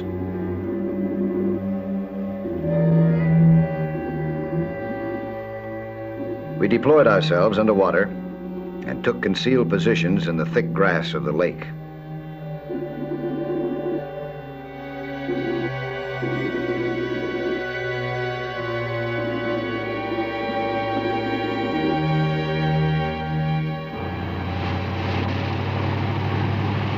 While we waited below, the captain was watching the surface for telltale bubbles.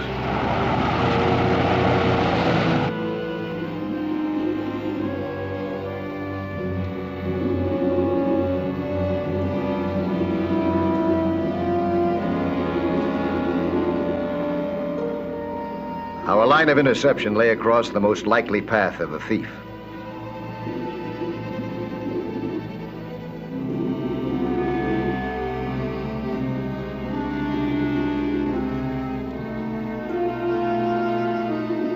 What we didn't expect was that the tall grass had already provided cover for him as well as for us.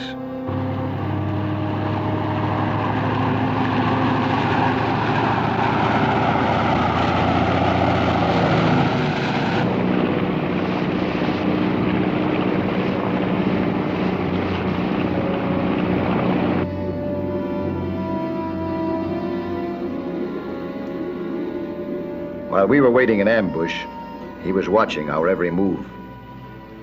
He made a quick and bold decision to knock us off one by one.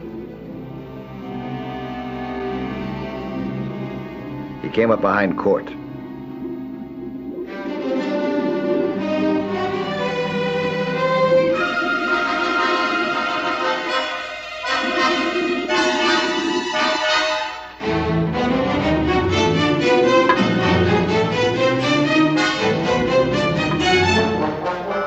A desperate struggle went on 20 feet behind us, but we weren't aware of it.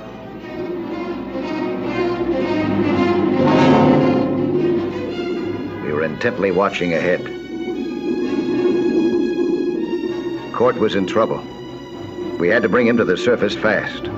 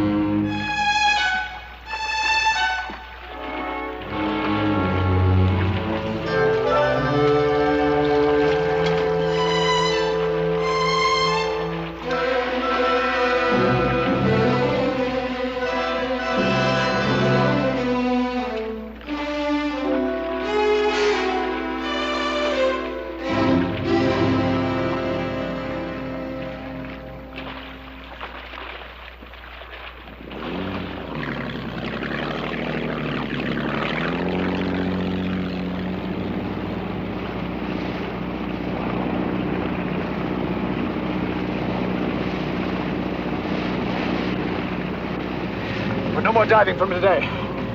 Do you see anything? Any bubbles? Not a sign.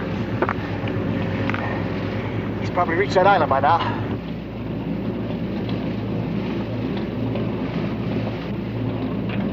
Why don't we just go ashore and take him when he shows up? No, I'm afraid if he sees us, we'll scare him off. He won't go ashore. Let's go around the other side of the island, huh? We'll get him when he comes out of the water again. Right.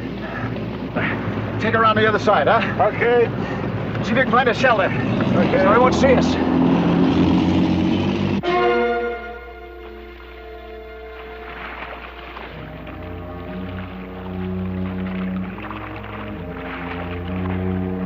Meanwhile, the thief had a chance to reach the island.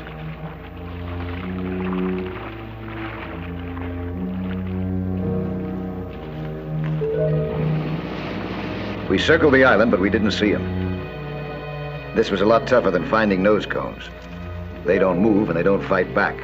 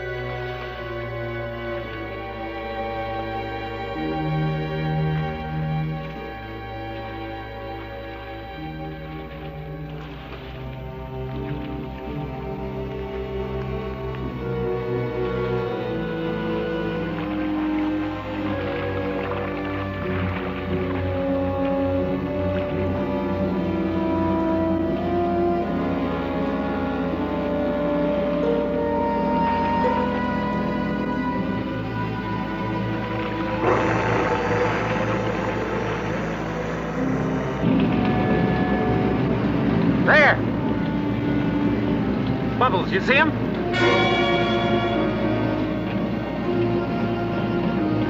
Yeah. Well, if you're moving fast. fast for him to be swimming. He must have a schooner. Get over there fast, huh, Skipper?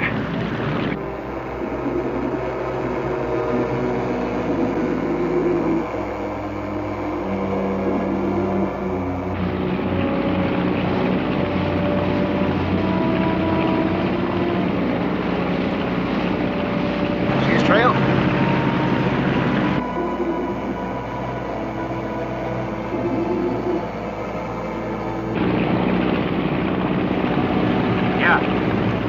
Nab him when he surfaces. Now, we might lose him. Better take him now. Court, you're bracket. You take one side, I'll take the other.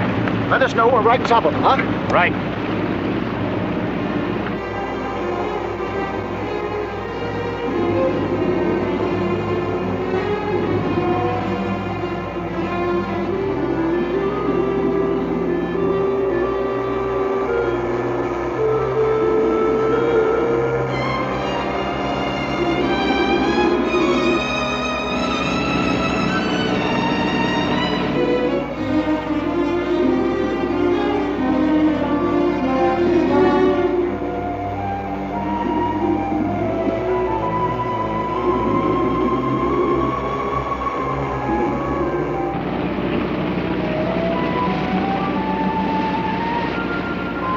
Go!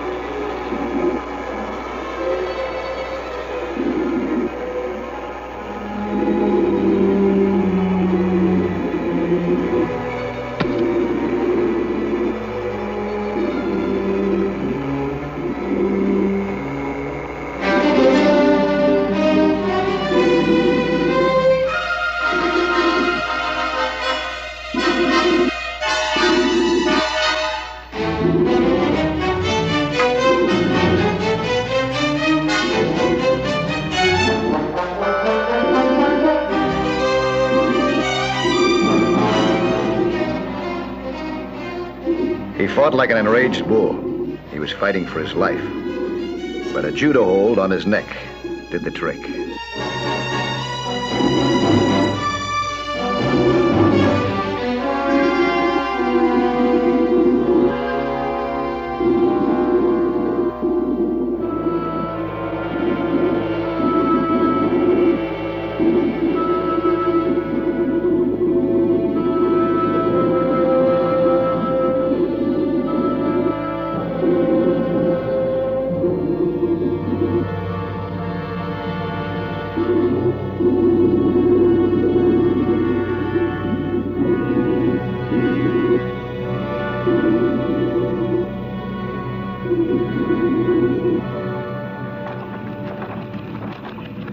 Come on, you got your breath now. Who are you working for? You were brought to the base underwater on that troll line, weren't you? Weren't you? You know the penalty for espionage, don't you? Espionage? I didn't know what was in that briefcase. Bentham's the man you want. Let's go collect Bentham. Come on, go. Get him down. Go ahead, Skipper, huh?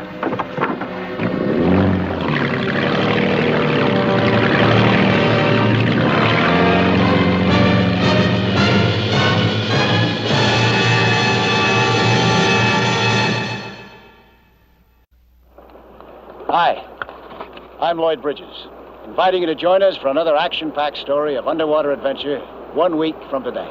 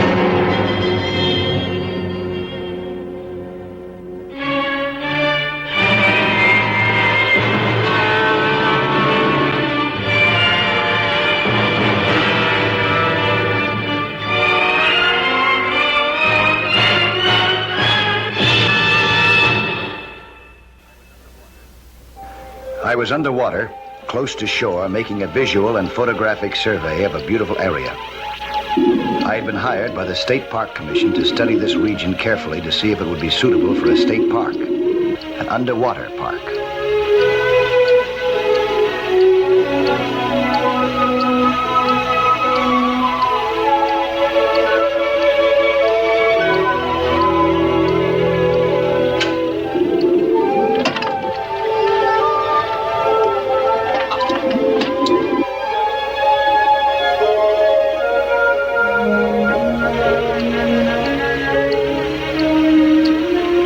Time of year when the water was the least clear, I was still getting excellent film of the scenery and the marine life. In fact, I soon used up all the movie film that I had with me.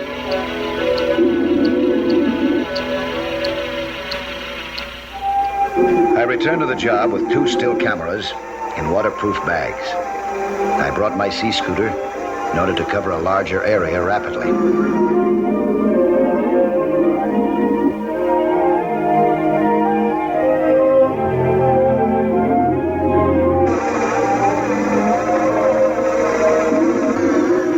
The more I saw of this underwater paradise and its inhabitants, the more enthusiastic I became. I noted interesting varieties of abalone.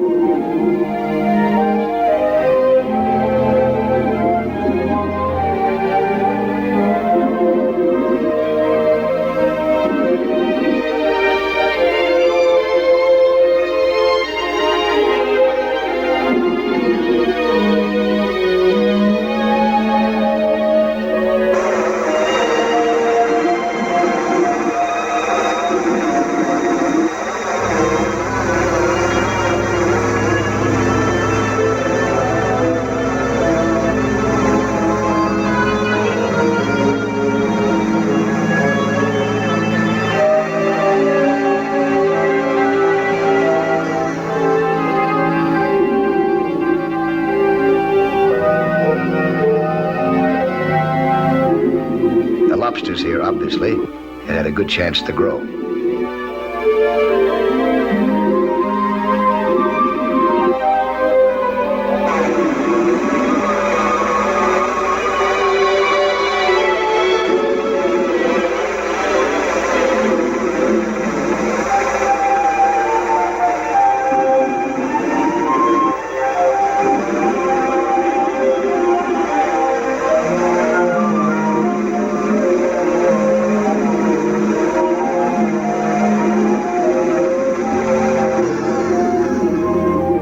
Schools of unusual fish were plentiful. They maneuvered like a well-trained corps de ballet.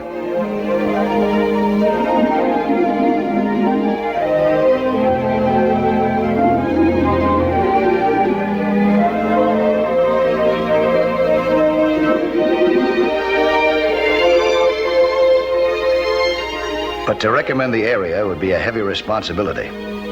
Though it seemed perfect for diving, 2 skin divers have been found dead in these waters since the Commission's announcement of its plans. I didn't know that another well-armed diver had chosen me as victim number 3.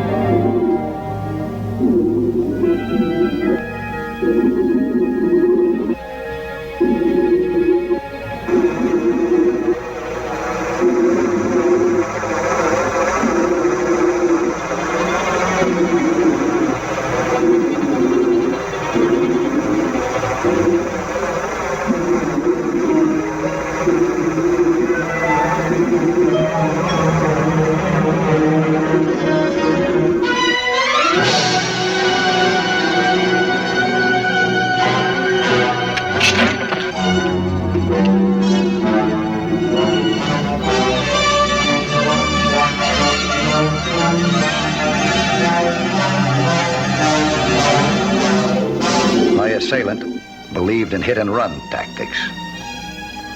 I had to get out of there before he could hit again.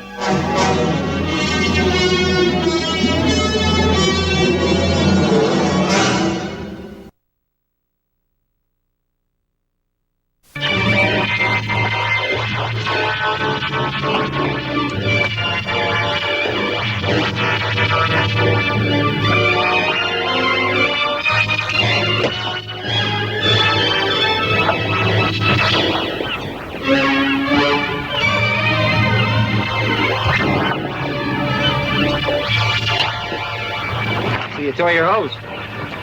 No. It was ripped by that thing. Almost ripped me. Well, where the devil would a thing like this come from? Somebody shot it at me. You're kidding. No. Did you see him? No. It's just his back as he swam away. Look at that thing, huh? You know what that is? That's a swordfish, Bill. Fitted over the end of a regular spear. Boy, that's way out.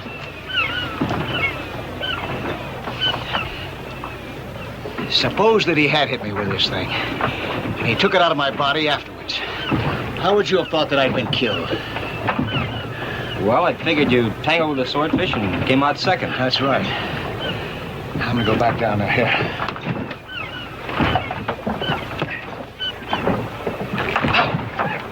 This thing's sharp. Cut yourself? Oh, it's just a scratch. I'll get something for it. It isn't anything. No trouble, no trouble.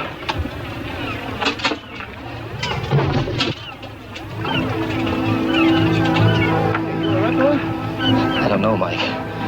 All of a sudden, I feel awfully woozy.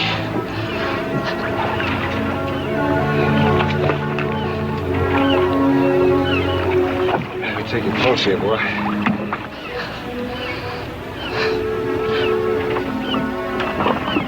Hey, that thumb of yours is really swelling.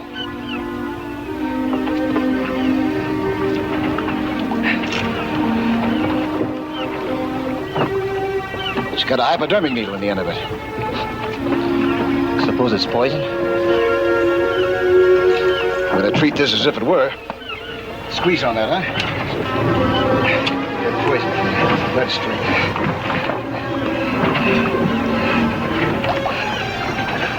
Get you to the doctor right away, fella.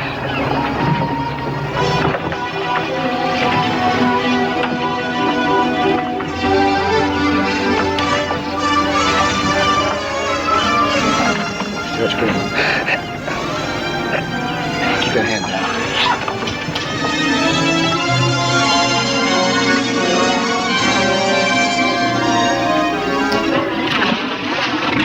I raced Billy to a hospital. It was lucky that I did. A few hours later, would have been too late. Meantime, I made a confidential visit to a friend of mine, Captain McMurdy of the state police. You were right, Mike. The lab report confirmed that the needle in the end of this spear contained poison. Uh-huh. Oh, now, what about those other two divers? The ones whose bodies were found? Well, the coroner's verdict in each case read accidental death due to drowning. What do you think now? Now I'm not so sure. Mike, do you know anybody who'd have any reason to kill you? Oh, no, I don't. Unless it's because I'm the guy that's making a report. Any diver who's been down there would know that it'd have to be a mighty good one. But who's against a state park? That doesn't make sense. Somebody's against it. They wouldn't be trying to kill people with that poisoned spear. You know, when that guy missed me, he left in a big hurry. He might have dropped something. You gotta go down and take a look. Might find something. I'll take you out. Okay. Oh, on second thought, maybe I better not. If there's a police boat in that area, it might scare them off. I think I better tackle this by myself, huh? Okay, Mike. We'll try it your way this time. Take care. Oh, I intend to.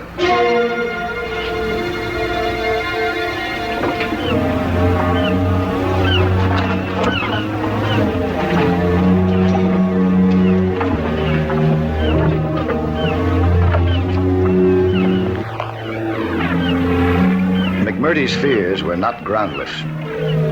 Even while I prepared to dive, I was being carefully watched.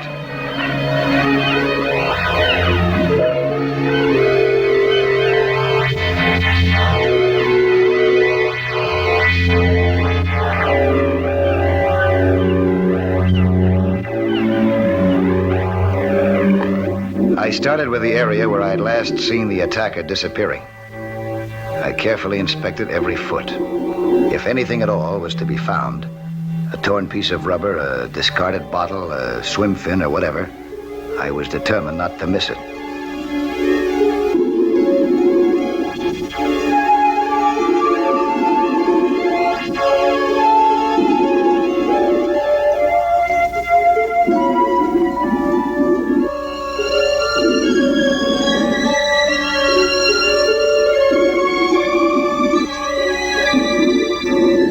saw something shiny, but it was just a bright piece of seashell.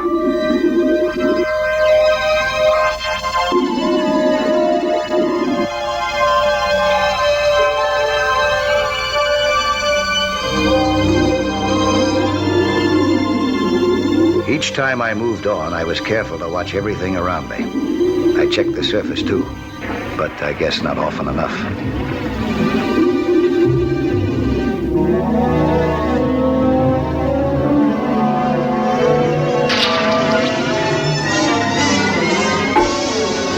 I had been hit like a bombing target. Fortunately, most of the force had been taken up by my tanks, rather than my head.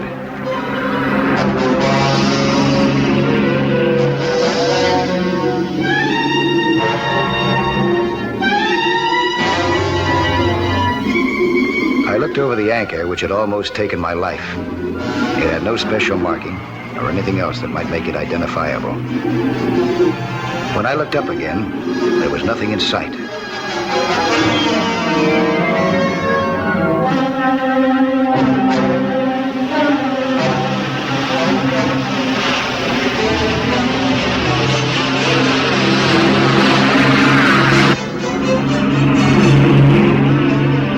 The speedboat just missed me. I'd been very lucky, and in more ways than one. As I made my frantic dive to escape the boat's bow and propeller, I had caught a glimpse of something. Something that might be a break. For the first time, I had a clue.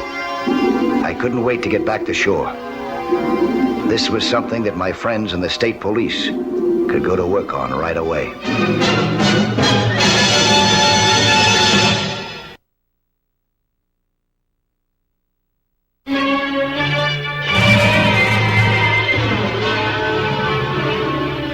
When that boat tore off, there was a strip on the bottom of it that was a different color from the rest of the wood. I'm sure that it was a recent repair job. But to check every boat repair establishment in a way that wouldn't arouse the suspicions of the people we're looking for would take a couple of weeks. Well, that's not good. I'll do the checking. From underwater, looking up. I'll check every single boat mooring around here as far as I can go. No, Mike, I can't let you operate on your own this time. I won't have to operate on my own. Well, I'm not going to agree to anything until I find out what you have in mind. You'll be able to locate me the same way that the Navy finds its missiles that fall into the water. Keep on talking.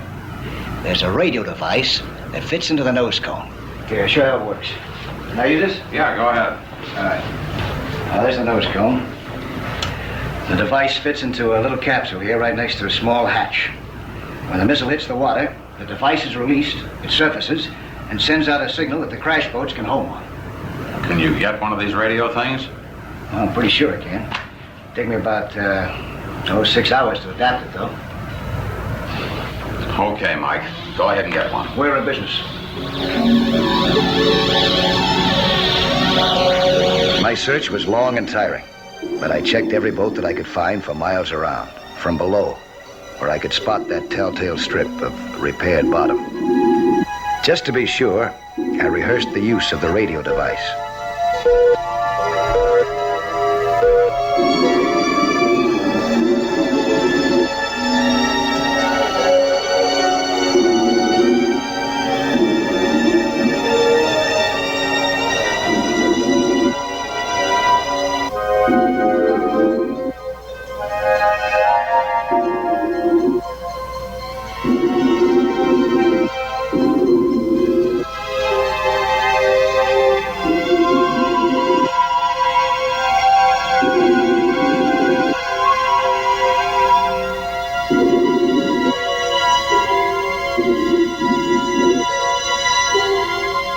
By the second day of my search, it felt as though I had looked at the keel of every small boat in that entire section. I had just about marked off every mooring location on the map. There were very few places left. One of them was a small island, just a quarter of a mile or so offshore. But its location would put it just inside the new park's boundaries. I'd heard that there were just 1 or 2 luxurious homes on the island. However, there was a dock. I hid my boat in a cove and approached the dock underwater.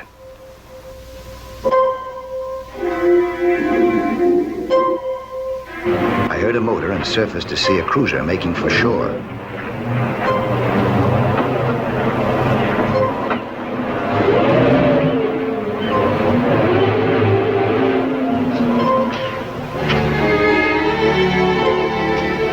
It pulled up at the dock, and its crew began unloading heavy boxes.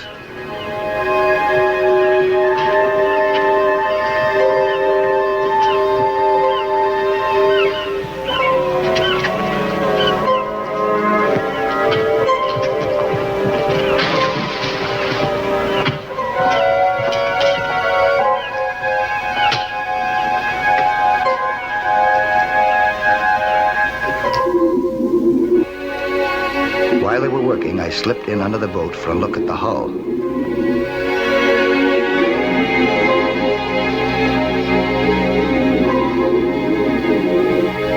There was no mistaking what I saw.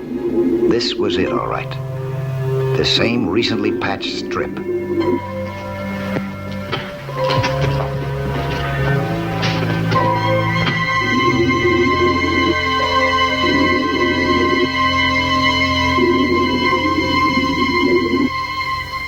Then I saw something lying on the bottom. It was a crate just like the ones being unloaded. My guess was that it had fallen overboard. From the looks of it, not long before.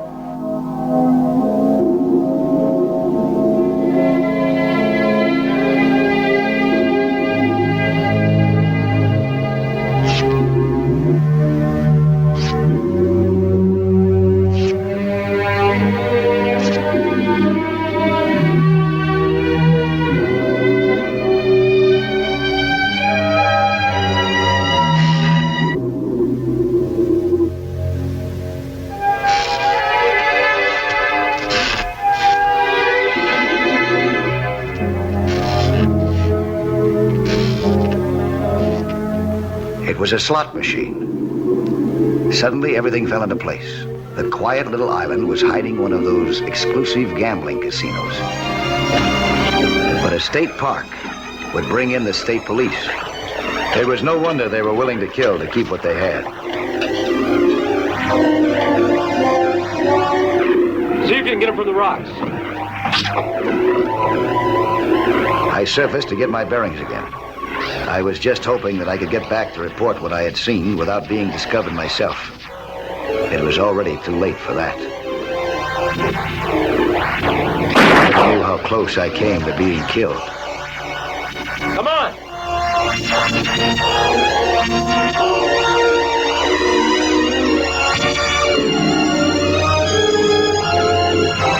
Come on out, you guys. I got a job for you. When I heard the boat starting up again, I checked to see where it was heading.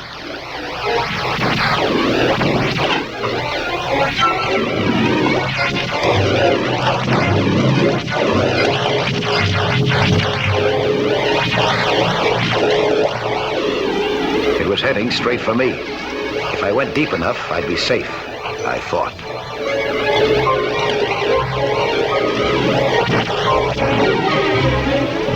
But I still had plenty of air for a long dive and my radio signal device to get McMurdy.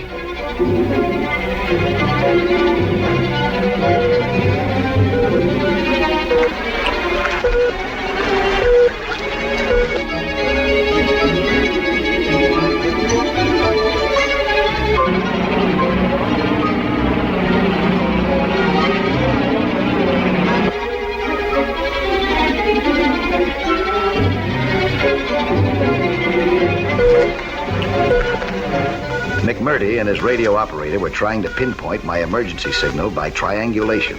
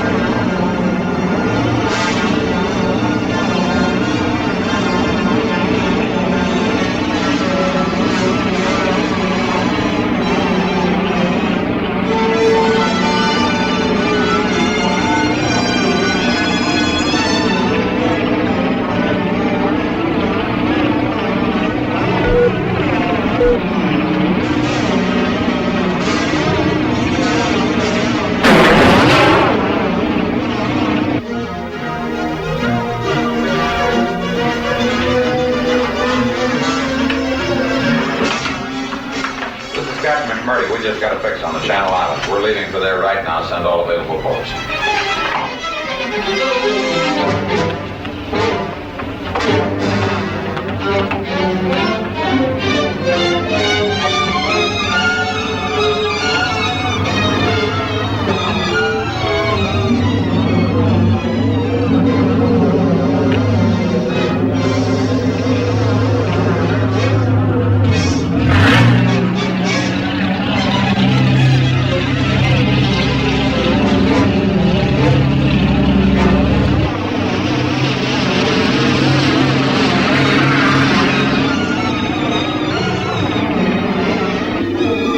Confident that as long as I stayed close to the bottom, I was safe.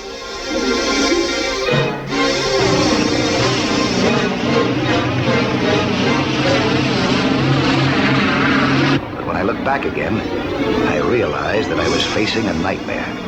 The boat had dropped something that I had seen before, but only when it was searching for the bodies of people who had drowned. Grappling hooks. Deadly huge hooks that could rip into flesh with barbs more vicious than the teeth of sharks. It would take every trick I knew to escape them, if I escaped them.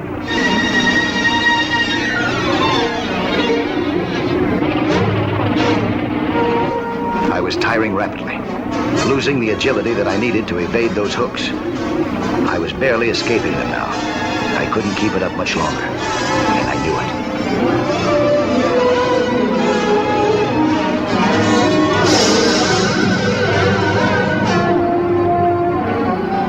I was being hauled toward the surface. I could only act instinctively. My fingers raced to release the tank straps. I had to swim as far as I could on that one breath of air. When I surfaced, that would be it.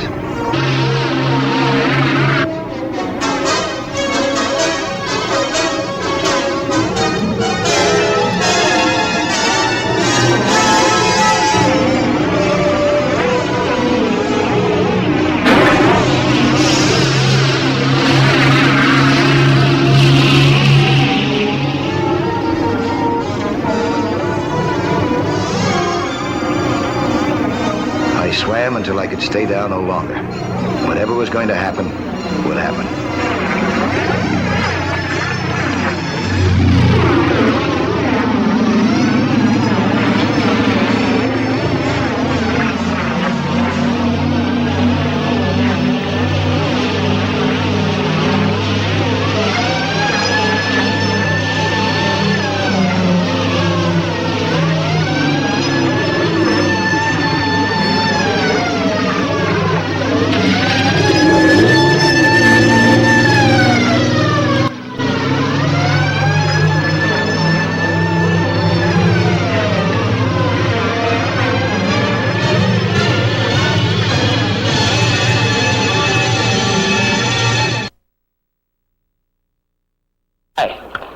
I'm Lloyd Bridges, inviting you to join us for another action-packed story of underwater adventure 1 week from today.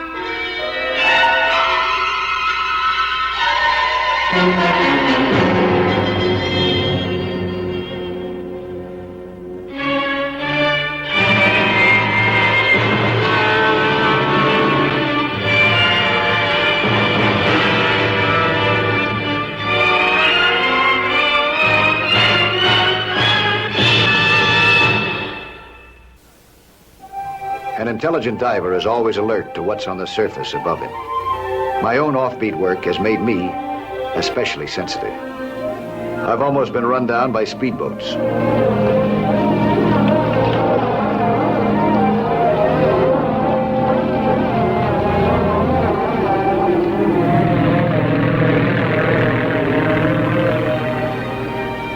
I've had to work much too close to water skis for comfort.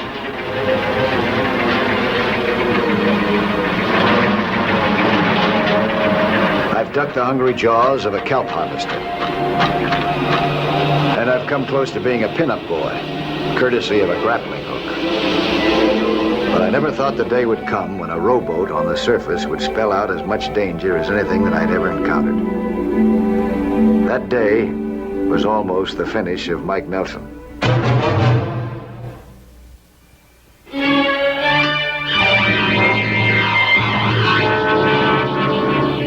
The whole purpose of this gadget is to take pictures of something on top from underwater without being seen. Good. Just what I need. It's buoyant in the water. Open it up like that, sir. Ah, yeah. Very clever.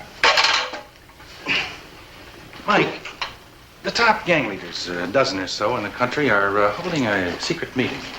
First in over 2 years. Oh, like that Appalachian meeting up in New York, huh? Right. Except that the old leaders have been exposed, and the fellas at this new meeting are the new faces in the syndicates. Faces we don't even know about in many cases. Those are the ones you want me to take pictures of, then, huh? Right. Oh, the meeting must be near the water. It's right beside the water. You ever hear of a mobster named Louis Ermel? Yeah, I've seen his name in the papers. Yeah, well, Louis has a baronial estate on a private lake. It's completely secluded, fenced in, and all the access roads are guarded very heavily. And that's where the meeting's going to take place. Well, assuming that I can get into that lake, what makes you think that they're going to stand still while I take pictures of them? Well, Louis Ermel is one of these barbecue nuts. He's already ordered the meat, charcoal, all the trimmings to throw his boys a big feast out there on his terrace, which is right over the lake. And they're all going to be right out there. Yeah, I see. But what I don't understand is why you fellas just don't raid the joint and take them all in. Well, we're going to do just that. But there's many a slip between plan and execution. So I figured if you can get pictures of these fellas before we arrive, then doesn't make any difference, you see, if they get away when we pile in there. We'll have plenty of evidence. If I can get the pictures. Right. Mike, I want to tell you something in confidence. Now, we've been trying all over the country for the last 2 years to lay our hands on the big fella, Norm Brown.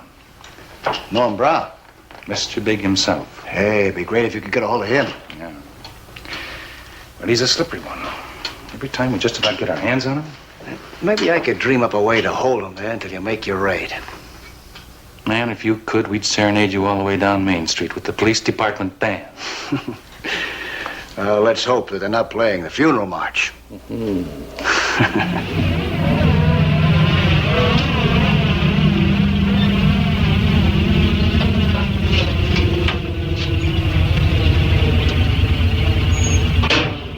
Stop for the barbecue. Yeah, the guy's been here before. Okay, you know where to drop it. Down by the edge of the lake.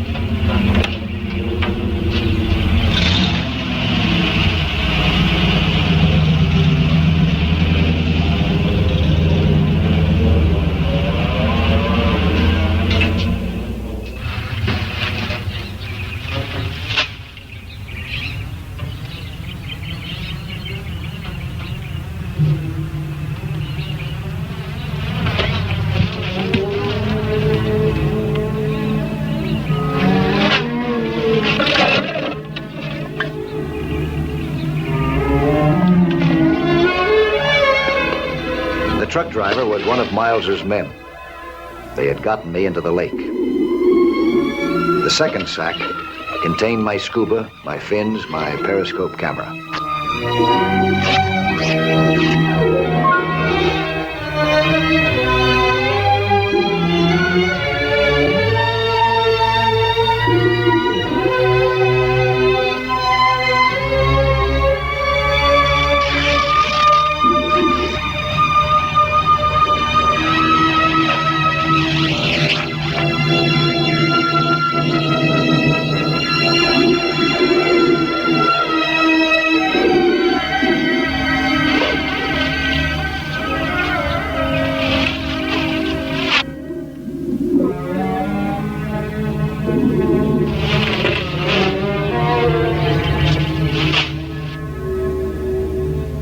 also had a tiny radio signaling device.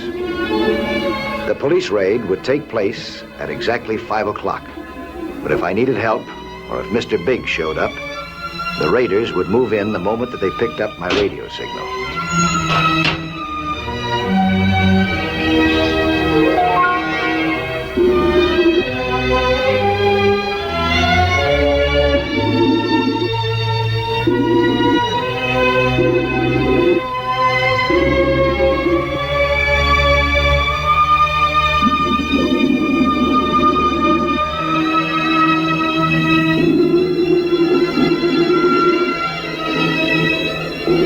The periscope was fitted with a reflex-type camera with a telephoto lens.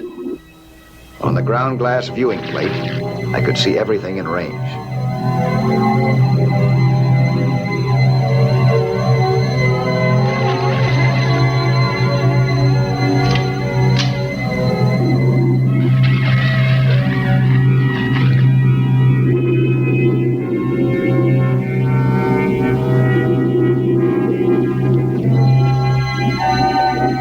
I knew there were lookouts and bodyguards all over the place, but I had been smuggled past these two.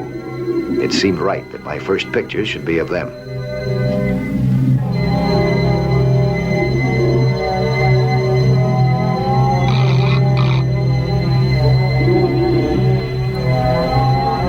Then I turned my lens back toward the terrace to watch for the big game.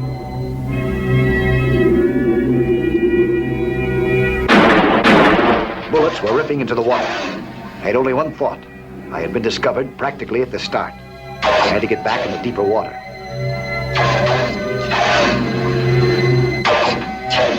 Then I realized that the shots were nowhere near me. I couldn't know that I wasn't the only one jolted by the shooting. Hey, you guys! What's the matter? Just shooting at the ducks out there. You guys nuts? You'll have the whole place scrambling. Well, just for kicks. Not with guests here. Cut it out. Sure, Louie. I had been scared out of 5 years' growth before I realized that I wasn't the target. But then I discovered it had been a very costly episode at that. My little radio signaling device was missing. It had fallen from my belt somewhere, and apparently it was obscured in sand. I started looking for it.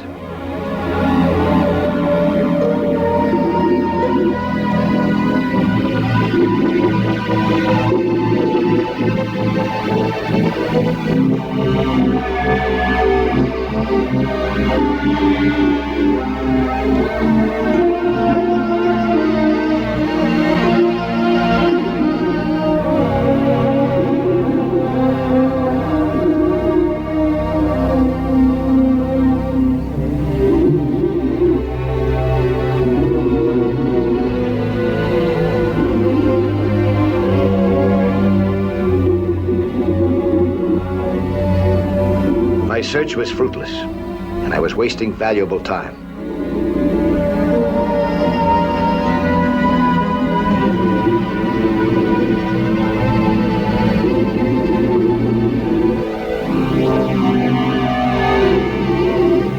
It was good that I took another look. Louis Amel's guests were coming out into the terrace.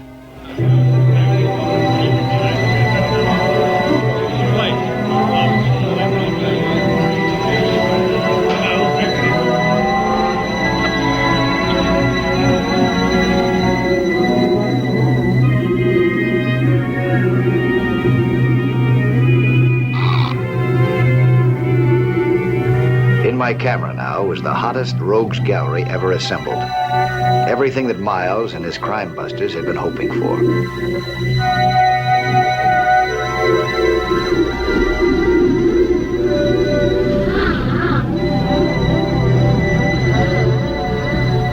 Then I noticed that they'd all begun looking in the same direction, toward the other end of the lake. I swung my periscope around, just in time to see a small plane coming in out of nowhere.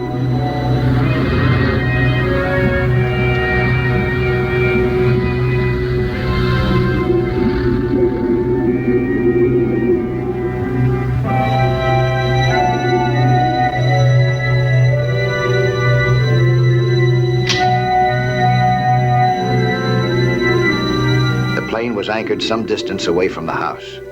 A rowboat was taking its passenger ashore.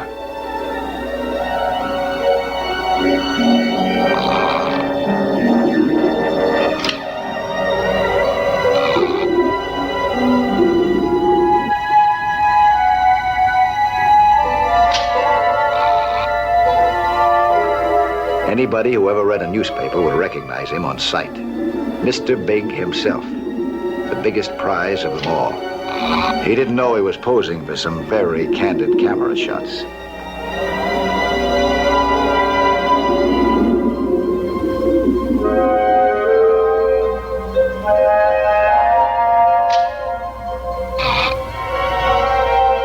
Without my radio signaling device to bring the police in immediately, I had to figure some way to keep him there till the pre-planned time for the raid. My best chance was to disable his plane. I had flown that type of plane myself. I thought I knew how to do it.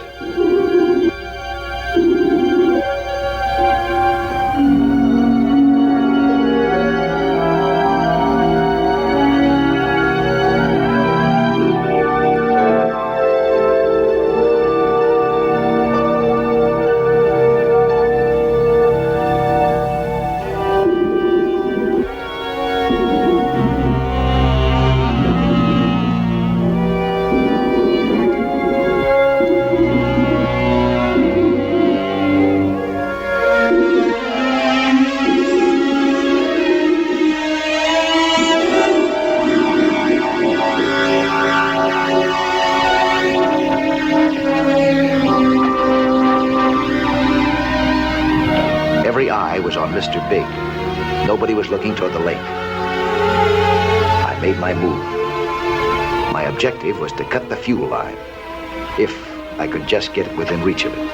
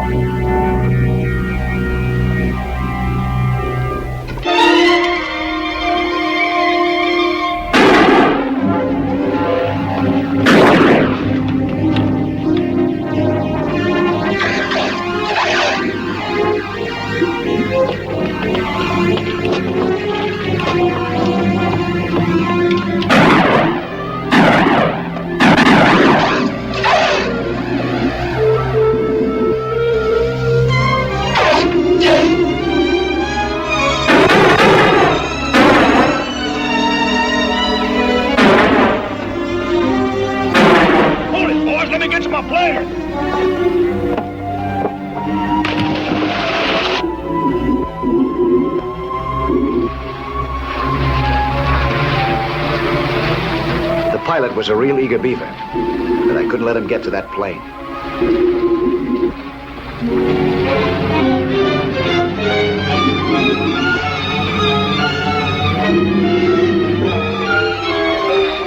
He fought hard, but the advantages were all mine.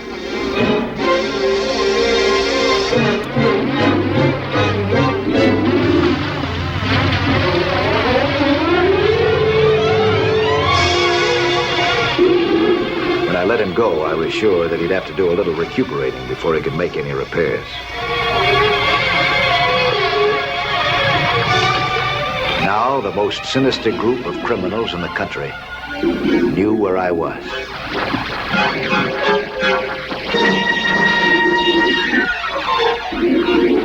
I moved into the deep water in the center of the lake, where I would be safest. But for how long?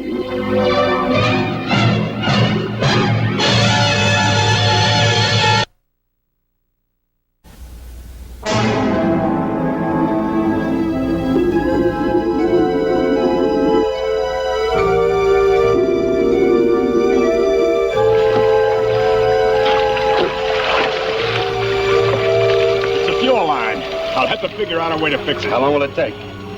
Can't tell. Well, get on it. I can't stay here. What about that guy in the water? He can't leave here alive no matter what. You put men all around here. Keep him in there. I'll take it. Both, Finney. Into the rowboat. You got a machine gun? No, but I got a carbine. Well, you get it. Wait till I get it.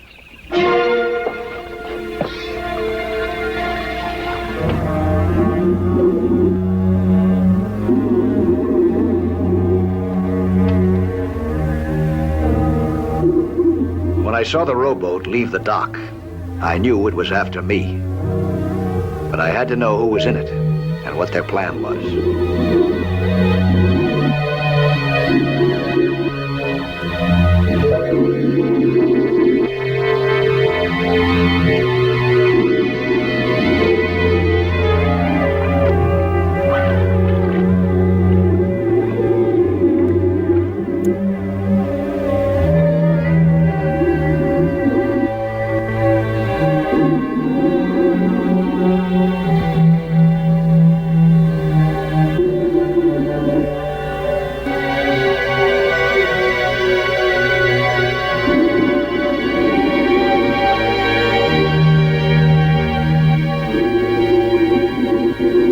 I parked the camera where I was sure that the police would dredge it up sooner or later. The pictures in it would serve their purpose, no matter what might happen to me.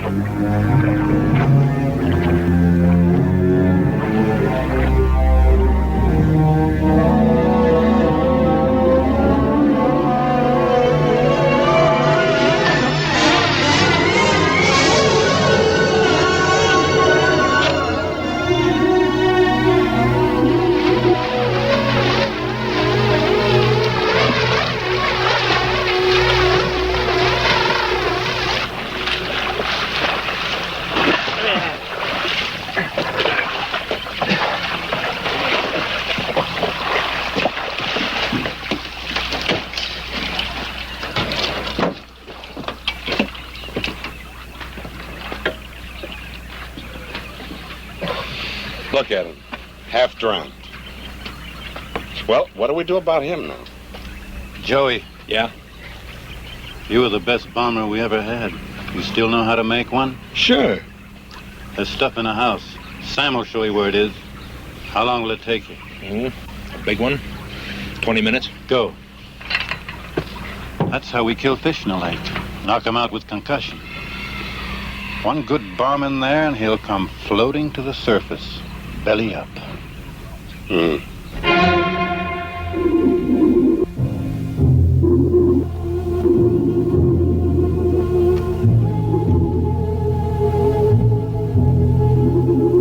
I didn't know I only had 20 minutes.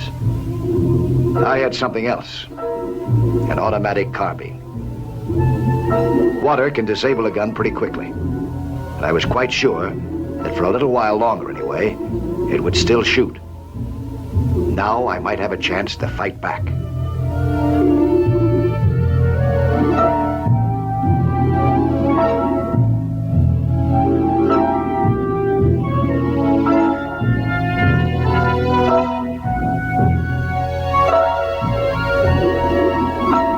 Time was running out for me, I was sure of that. If only I could find some way to communicate with the police, who were standing by for my radio signal.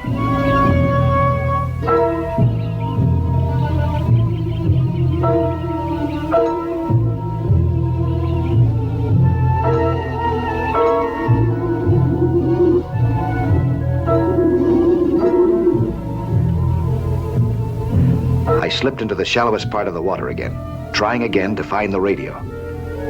With mobsters every few feet along the shore, it was a desperate thing to do, but I had to do it.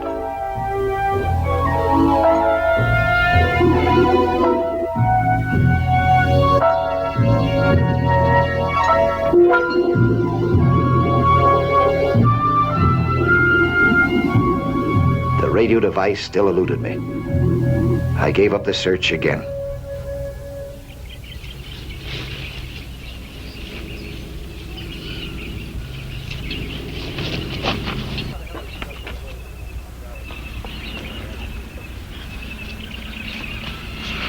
What about Joey and the bomb? Where is he? Just another few minutes. Another few minutes. Everything is just another few minutes, even my pilot.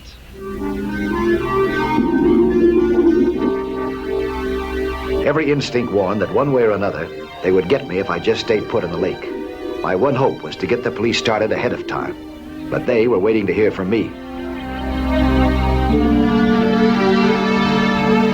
There was one other radio available on the plane itself. With the carbine to cover me, I might be able to get to it, provided that the gun wasn't too waterfowl to work. If it worked, I might take charge just long enough. I could be sure of one thing. If I was going to gamble on this gun, the sooner I got it out of the water, the better.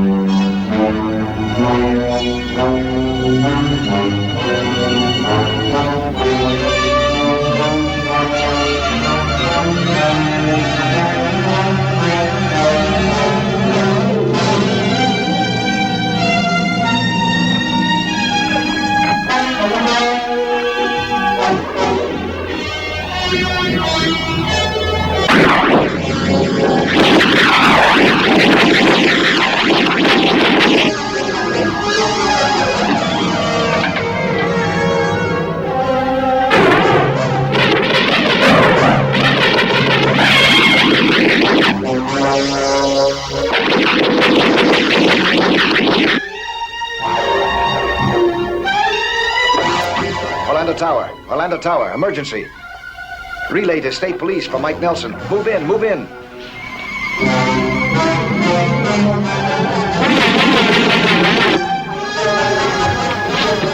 Repeat, state police for Mike Nelson.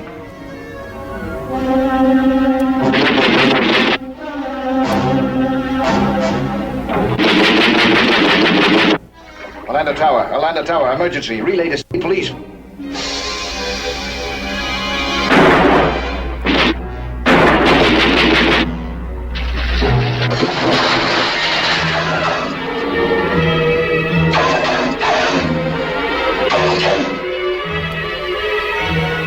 I had no way of knowing whether my call had gotten through or not, but I didn't have long to wait. Above me, I could hear a new flurry of shots, but no bullets were striking the water.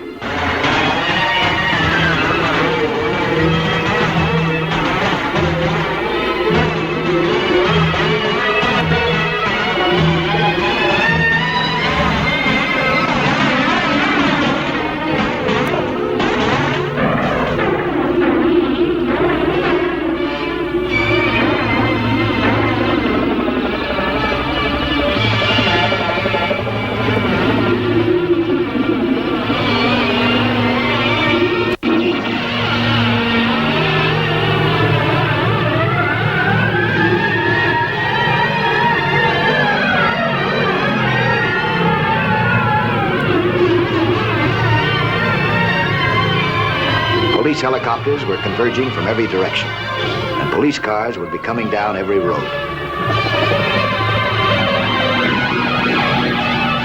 Mr. Big and company had attended their last barbecue for a long, long time.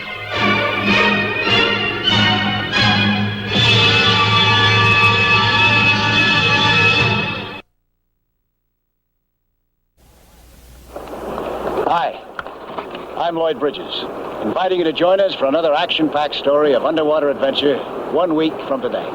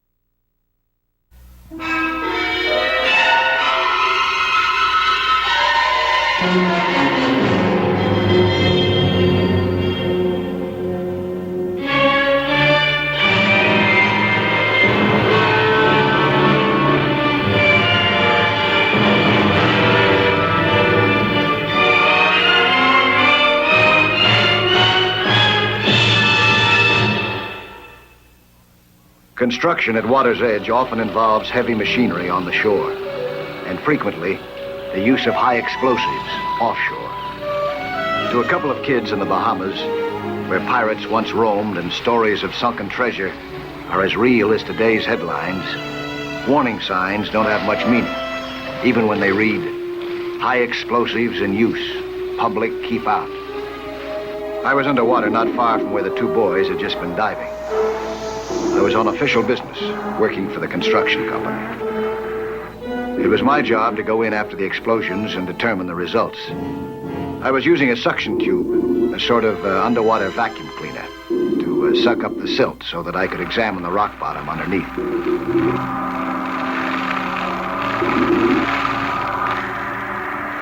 On this dive, I found nothing alarming. The alarm was to come later, and from the two boys whose existence I didn't even know about.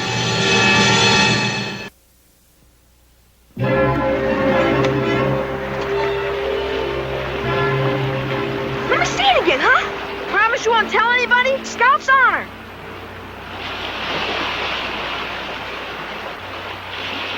How do you know it's real gold? I just know. Look, I'll bet it's a part of Sir Henry Morgan's treasure. Who's he? A pirate chief, and he lived right here. He had a whole gang of pirates. And after they buried his treasure, he killed them so they couldn't tell anybody. Gee, maybe there's a curse on it. I heard that pirates used to put a curse on their treasure. You don't believe that kid stuff, do you? Probably plenty more down there, too. We've got to get something to get it. I have a shovel. I've got something better than that.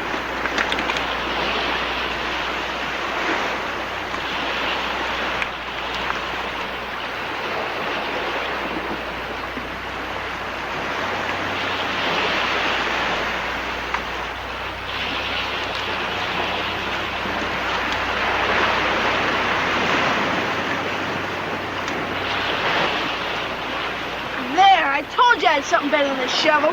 Dynamite, where'd you get that? Found it near where they're building the marina. It's got an automatic timer on it, too. What if your father finds out about it? He's not gonna. You promised not to tell, and you better keep that promise. I promised. How do you know it works? It works. I'll prove it. Set it for 60 minutes. There, I told you it would work. Let's get back down there. Joey, come on, you afraid of something?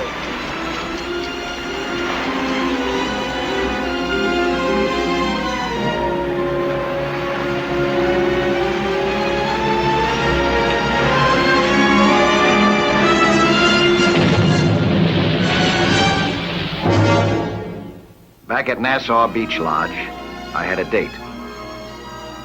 Claire Roberts was the daughter of a famous marine biologist with whom I had worked. I was looking forward to a relaxed afternoon with her. Hi, Claire. Ready to go? I've been ready for 5 minutes. Oh, gee, I'm sorry. Forgive me? I have to forgive you. If I didn't, my father'd never forgive me. You're one of his 2 favorite people. Oh, yeah? Well, who's the other one? I'll give you 3 guesses. You. He has very good taste, you Mike! What's the matter, Pete? Excuse me, miss. Mike, Joey Turner, a 12-year-old kid. His father's one of our men, is trapped in a grotto underwater. Oh, mackerel, where? I don't know exactly. Joey and another kid, Kelly Bailey, were skin diving in the grotto. One of our explosions must have caused a slide. He says the entrance to the grotto is blocked and Joey's still in there. Where's the other kid, Kelly? He's with Joey's mother, Mrs. Turner. I told him to wait for us at the dock. Sorry, Claire. Give me a rain check, huh? Hey, wait, Mike. I'm going with you. Claire went with me in my car. Pete followed in his.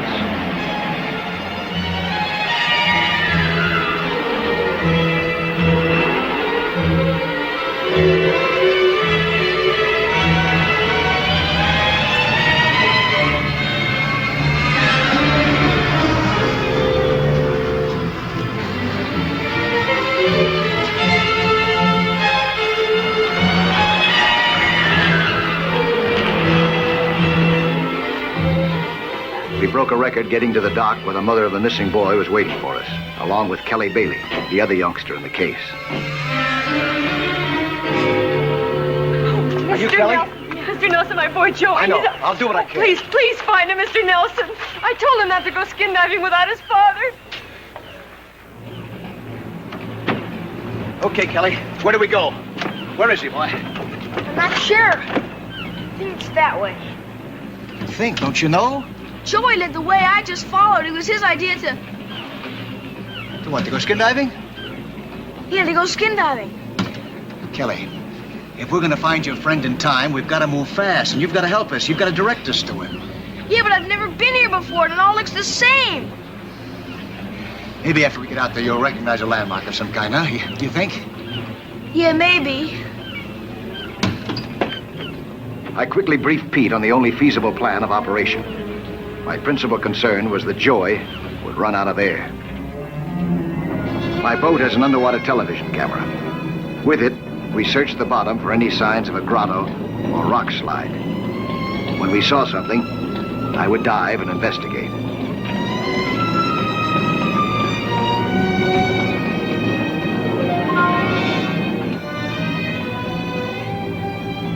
I went down toward what had appeared from the surface to be a series of crevices.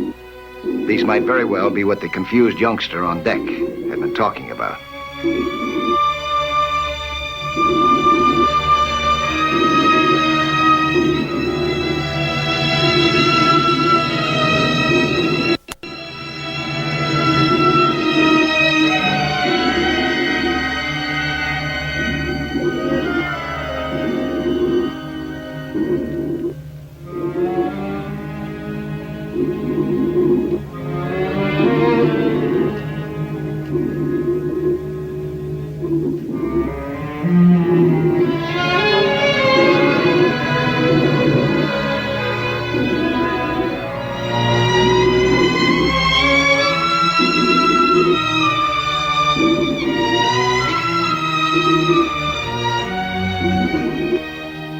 None of the crevices had yielded a clue, and the time was getting shorter and shorter.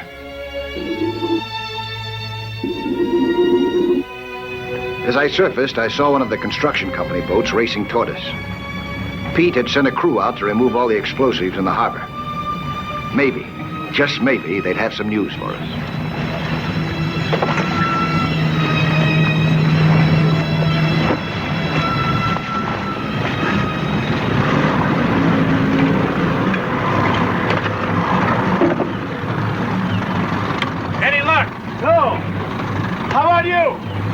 No sign of the boy, but we recovered all the explosives in A-Zone. Didn't have much time to spare.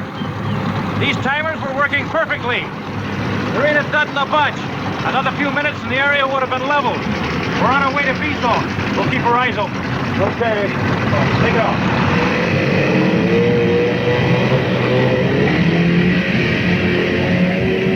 Well, might as well keep looking. Yeah, at least we'd be grateful for one thing. They got all that dynamite out of A-Zone. No, they didn't.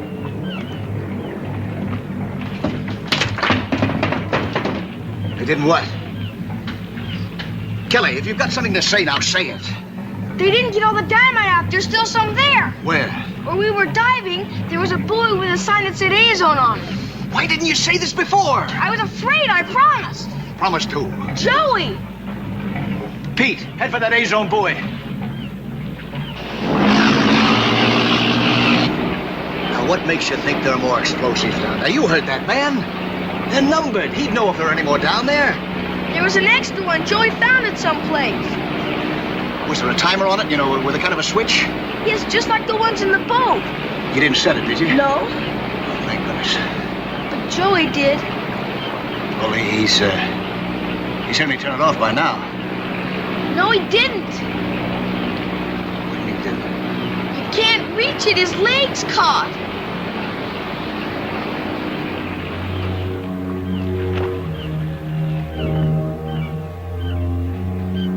At least now we knew that Joey was trapped somewhere underwater in A-Zone. I was fully suited up and ready to dive the moment that we hit the center of the area.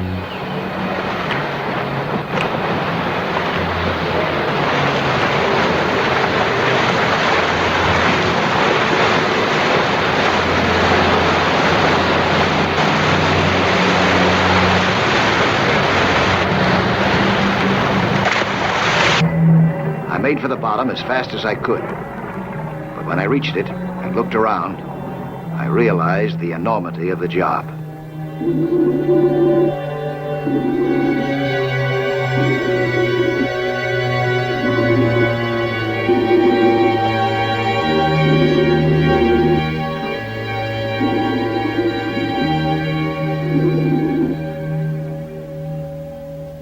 Time was running out.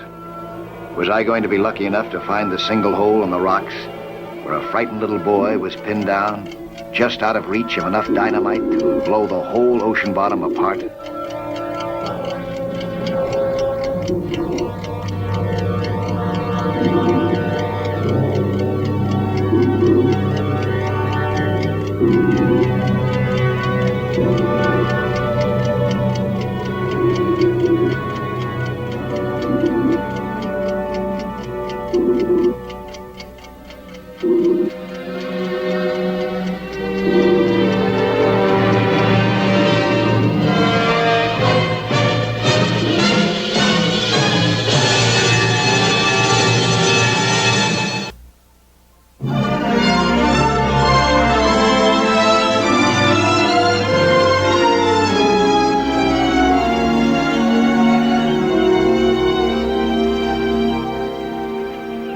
They'll find him. I know they will. I'm sure they will, Mrs. Turner. He was such a beautiful little baby. I remember when people used to turn and look at him on the street. I remember when he learned to swim. Oh, nothing can happen to him. Nothing can happen to my baby Joe.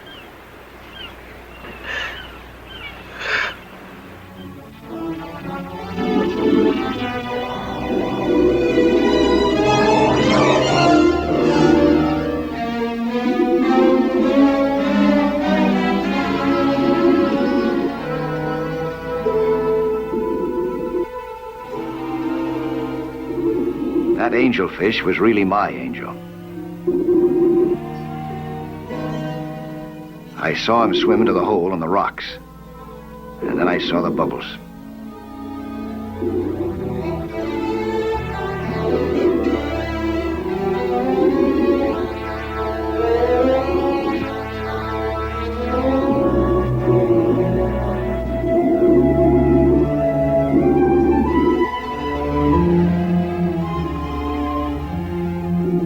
I just had room enough to get my head in the hole, but it was enough to show me Joey inside.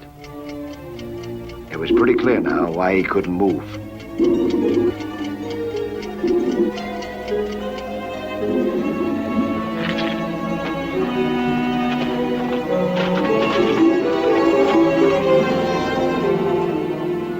I managed to get a few of the lighter rocks out of the way. When I looked in this time, I could see the dynamite and timer.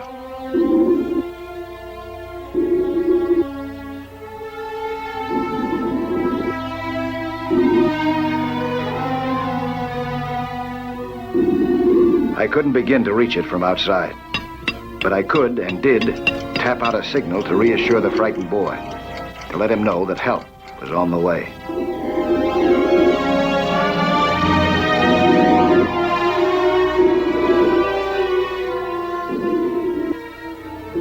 Then I raced for the surface.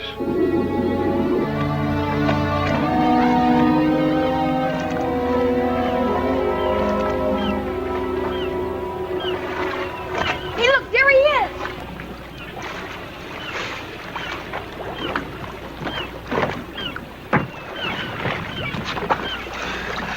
The boy's there. He's alive, but I can't get to him. There's a boat hook. Give it to me. I'm going to try and get that dynamite out of the grotto. But I won't be able to get to the boy unless I have some equipment to move those rocks. Get on that phone, huh? Right.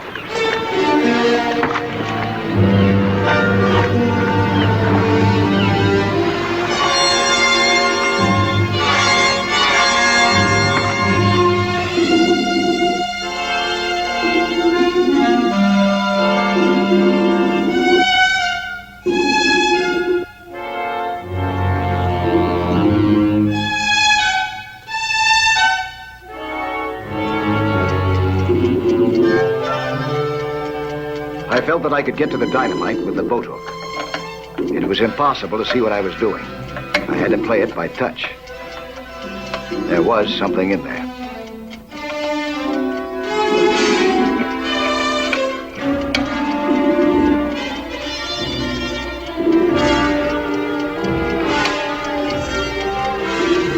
Joey kept shaking his head no, but I thought that he was afraid that I'd set off the dynamite.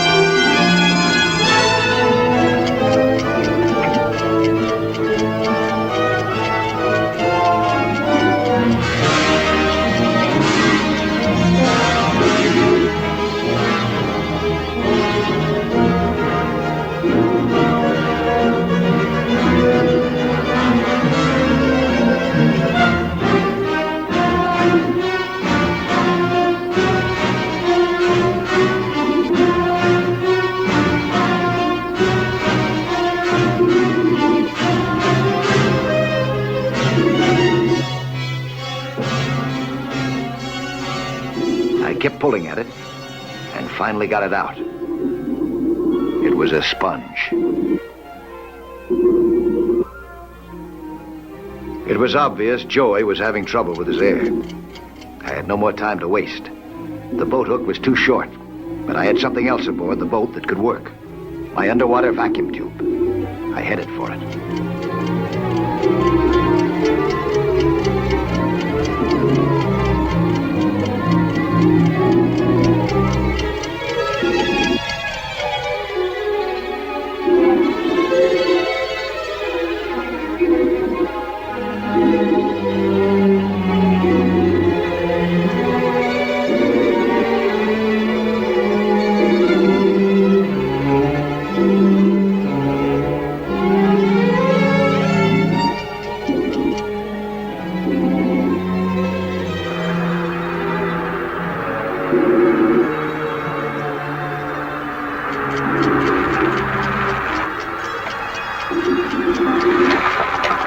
There were only 4 minutes to go now before the timer clicked to 0 and the dynamite went off.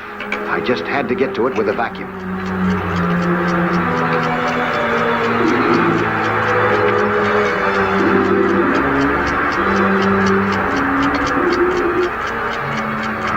I hit something solid, but holding on to it was another matter.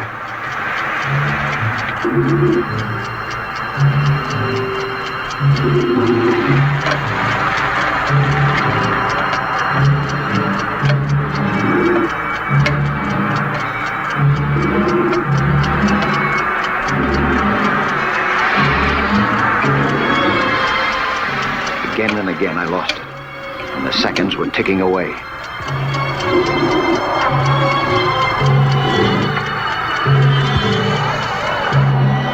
And finally, it held.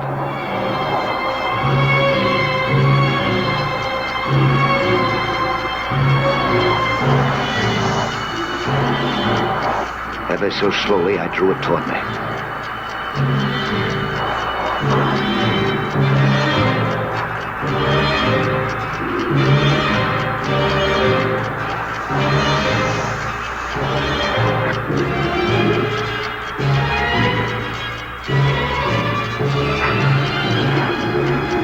I had it now, and I switched it off.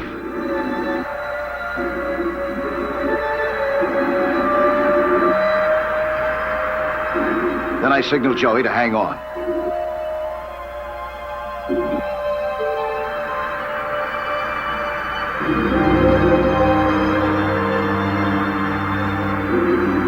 And raced again for the surface.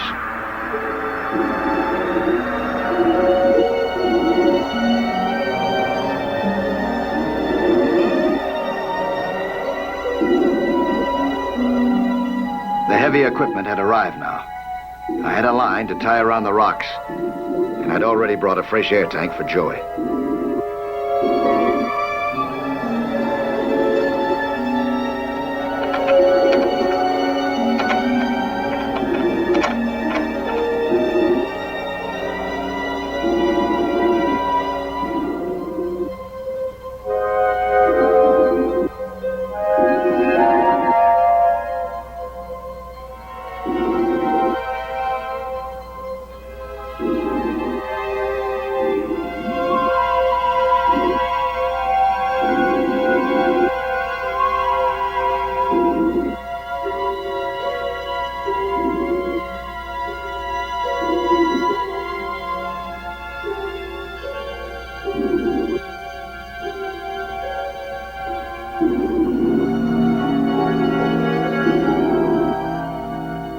I signaled topside.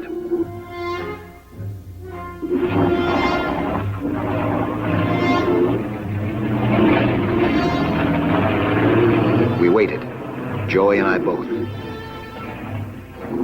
The line had tautened, and the boat was racing its props against it. But the rocks were wedged so firmly that they wouldn't budge.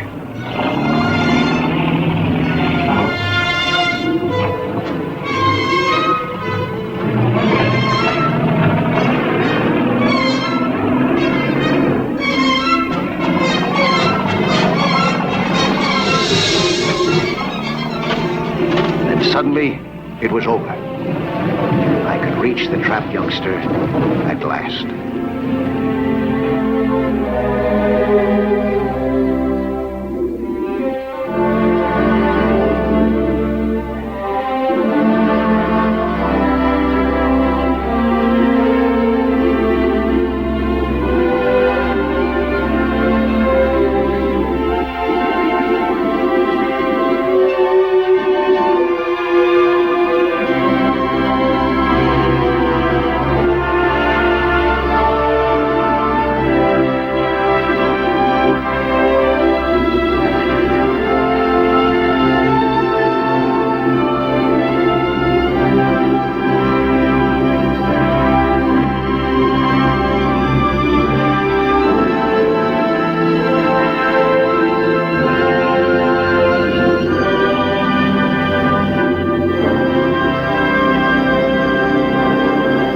I'm saying to you, this is important. A person should be thoroughly checked out before he goes into the ocean. Otherwise, it's like playing with dynamite. And you both ought to know what that feels like. Skin diving is a great sport, but it's a very dangerous one. All kinds of things can happen to you while you're down there, all of a sudden. And you gotta act in a split second. That calls for a lot of experience. And a few more years under your belts. You understand what I'm saying, huh? Am I coming through to you? Huh, Joey? Yes, sir. What about you, Kelly? Yes, sir. And don't you ever go skin diving again without an adult. Huh? You realize how serious this is? You? Okay, now. Class dismissed, huh? I understand, too. And it won't happen again. I don't know how to thank you, Mr. Nelson. You saved my little boy. Thank you. If you ever wait till your father hears about this.